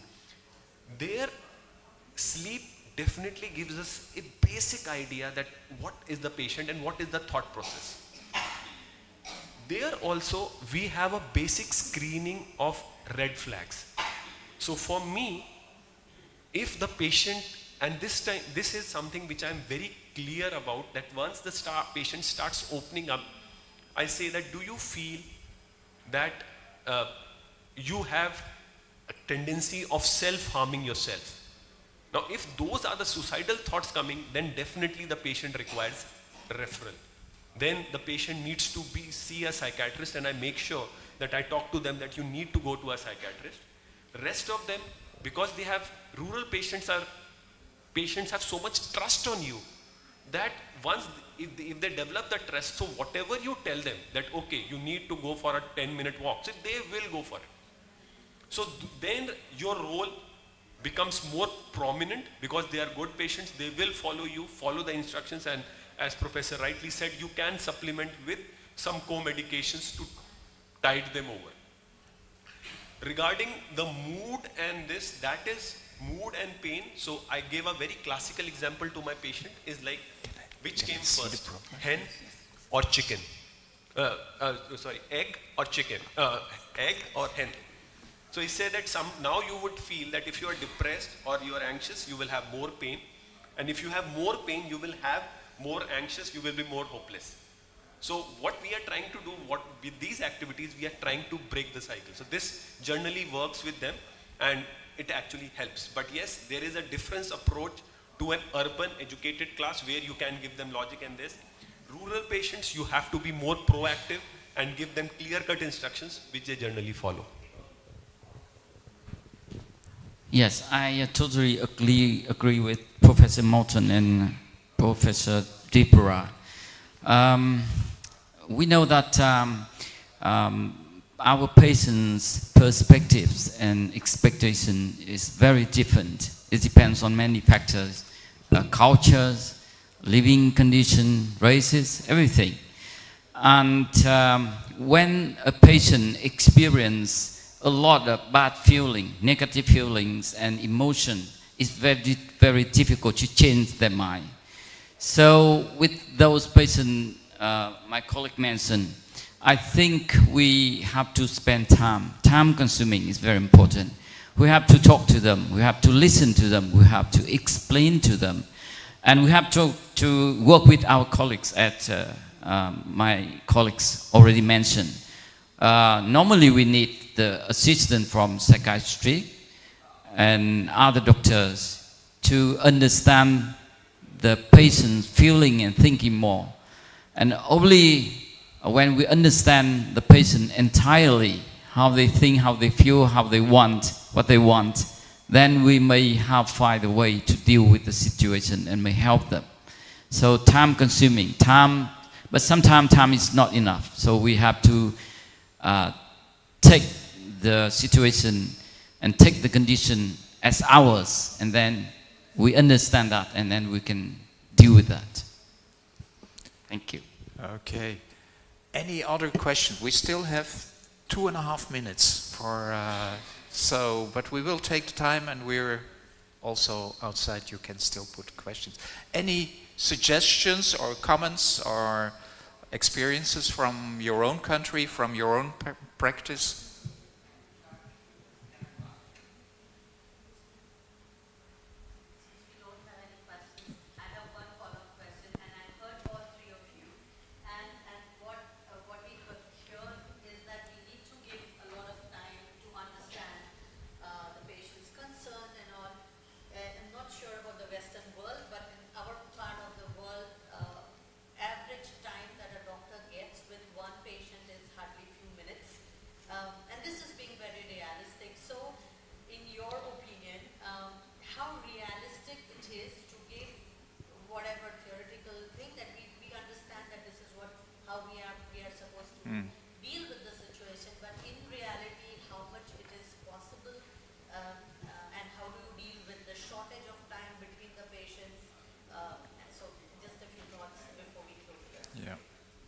Maybe you can start. Yes, it's the fact in Vietnam too. Our doctor at the outpatient clinic have only 3 minutes for each patient. So we have no time, nothing to tell about the addressing or talking or anything. So normally with those patients, our colleagues will transfer it to us, and we have to spend time for them. We don't examine the patient every day, every year, from the morning until the afternoon. We don't do that. So our role, our responsibility is to solve the problem with our colleagues. So that's what we do in Vietnam. So I examine the patient, but I only do that at a certain time, at a specific time, and I reserve 1 or 2 hours or one morning or something like that to deal with those patients together with specialists from other specialties. So we need to spend time. I can take that. So the thing is, what I always tell is, by training, I am an anesthesiologist, but I have not anesthetized a person for the last 15 years. So I wouldn't say advice. My thing is, I don't know how the financial part works in their countries, but please do not flirt with pain. Pain is a committed relationship. So see a limited, I know the finances part, I understand that part, specifically in the developing, you get to the numbers, you cannot charge so much of fee, but please don't flirt with pain. I see a lot of, even in my country, a lot of people flirt with pain. So don't flirt with pain. It is a committed relationship. So if I say I'm pain, I'm just doing pain, which is predominantly a chronic pain. There is a lot of responsibility because we have the largest population of the world. So that would be my sincere request to everybody. Get the finances somewhere, try to find that sweet spot. It is a committed long-term relationship. Till you don't examine, till you don't touch the patient, till you don't listen to the patient, you won't be able to build that rapport. So it is a committed monogamous relationship. You can't flirt around. Mm-hmm. Yeah, the same challenges in most Western European countries.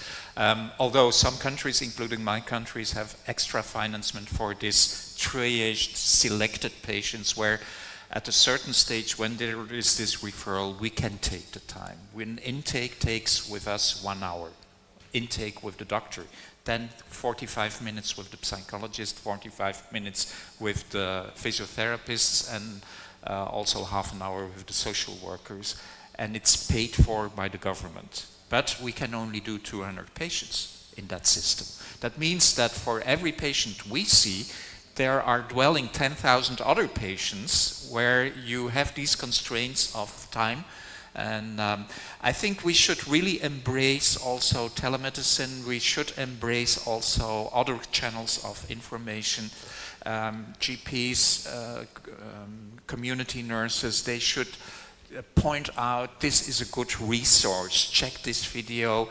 I like, for instance, that it's a very old video, Pain Explained in 5 Minutes, comes from Australia, has been translated in many languages, is non-commercial, and it explains the main thing of holistic pain therapy in 5 minutes. And on the other hand, there are also nice initiatives which are industry-sponsored channels to commit to give information, well-balanced information, non-commercial information to patients. And we should embrace this to avoid that indeed we are in a system where, you know, I need more time for this patient and I will not be able to offer it. So it's balancing, and indeed you need to find the sweet spot between what's socioeconomically feasible and what you can achieve individually with your patients.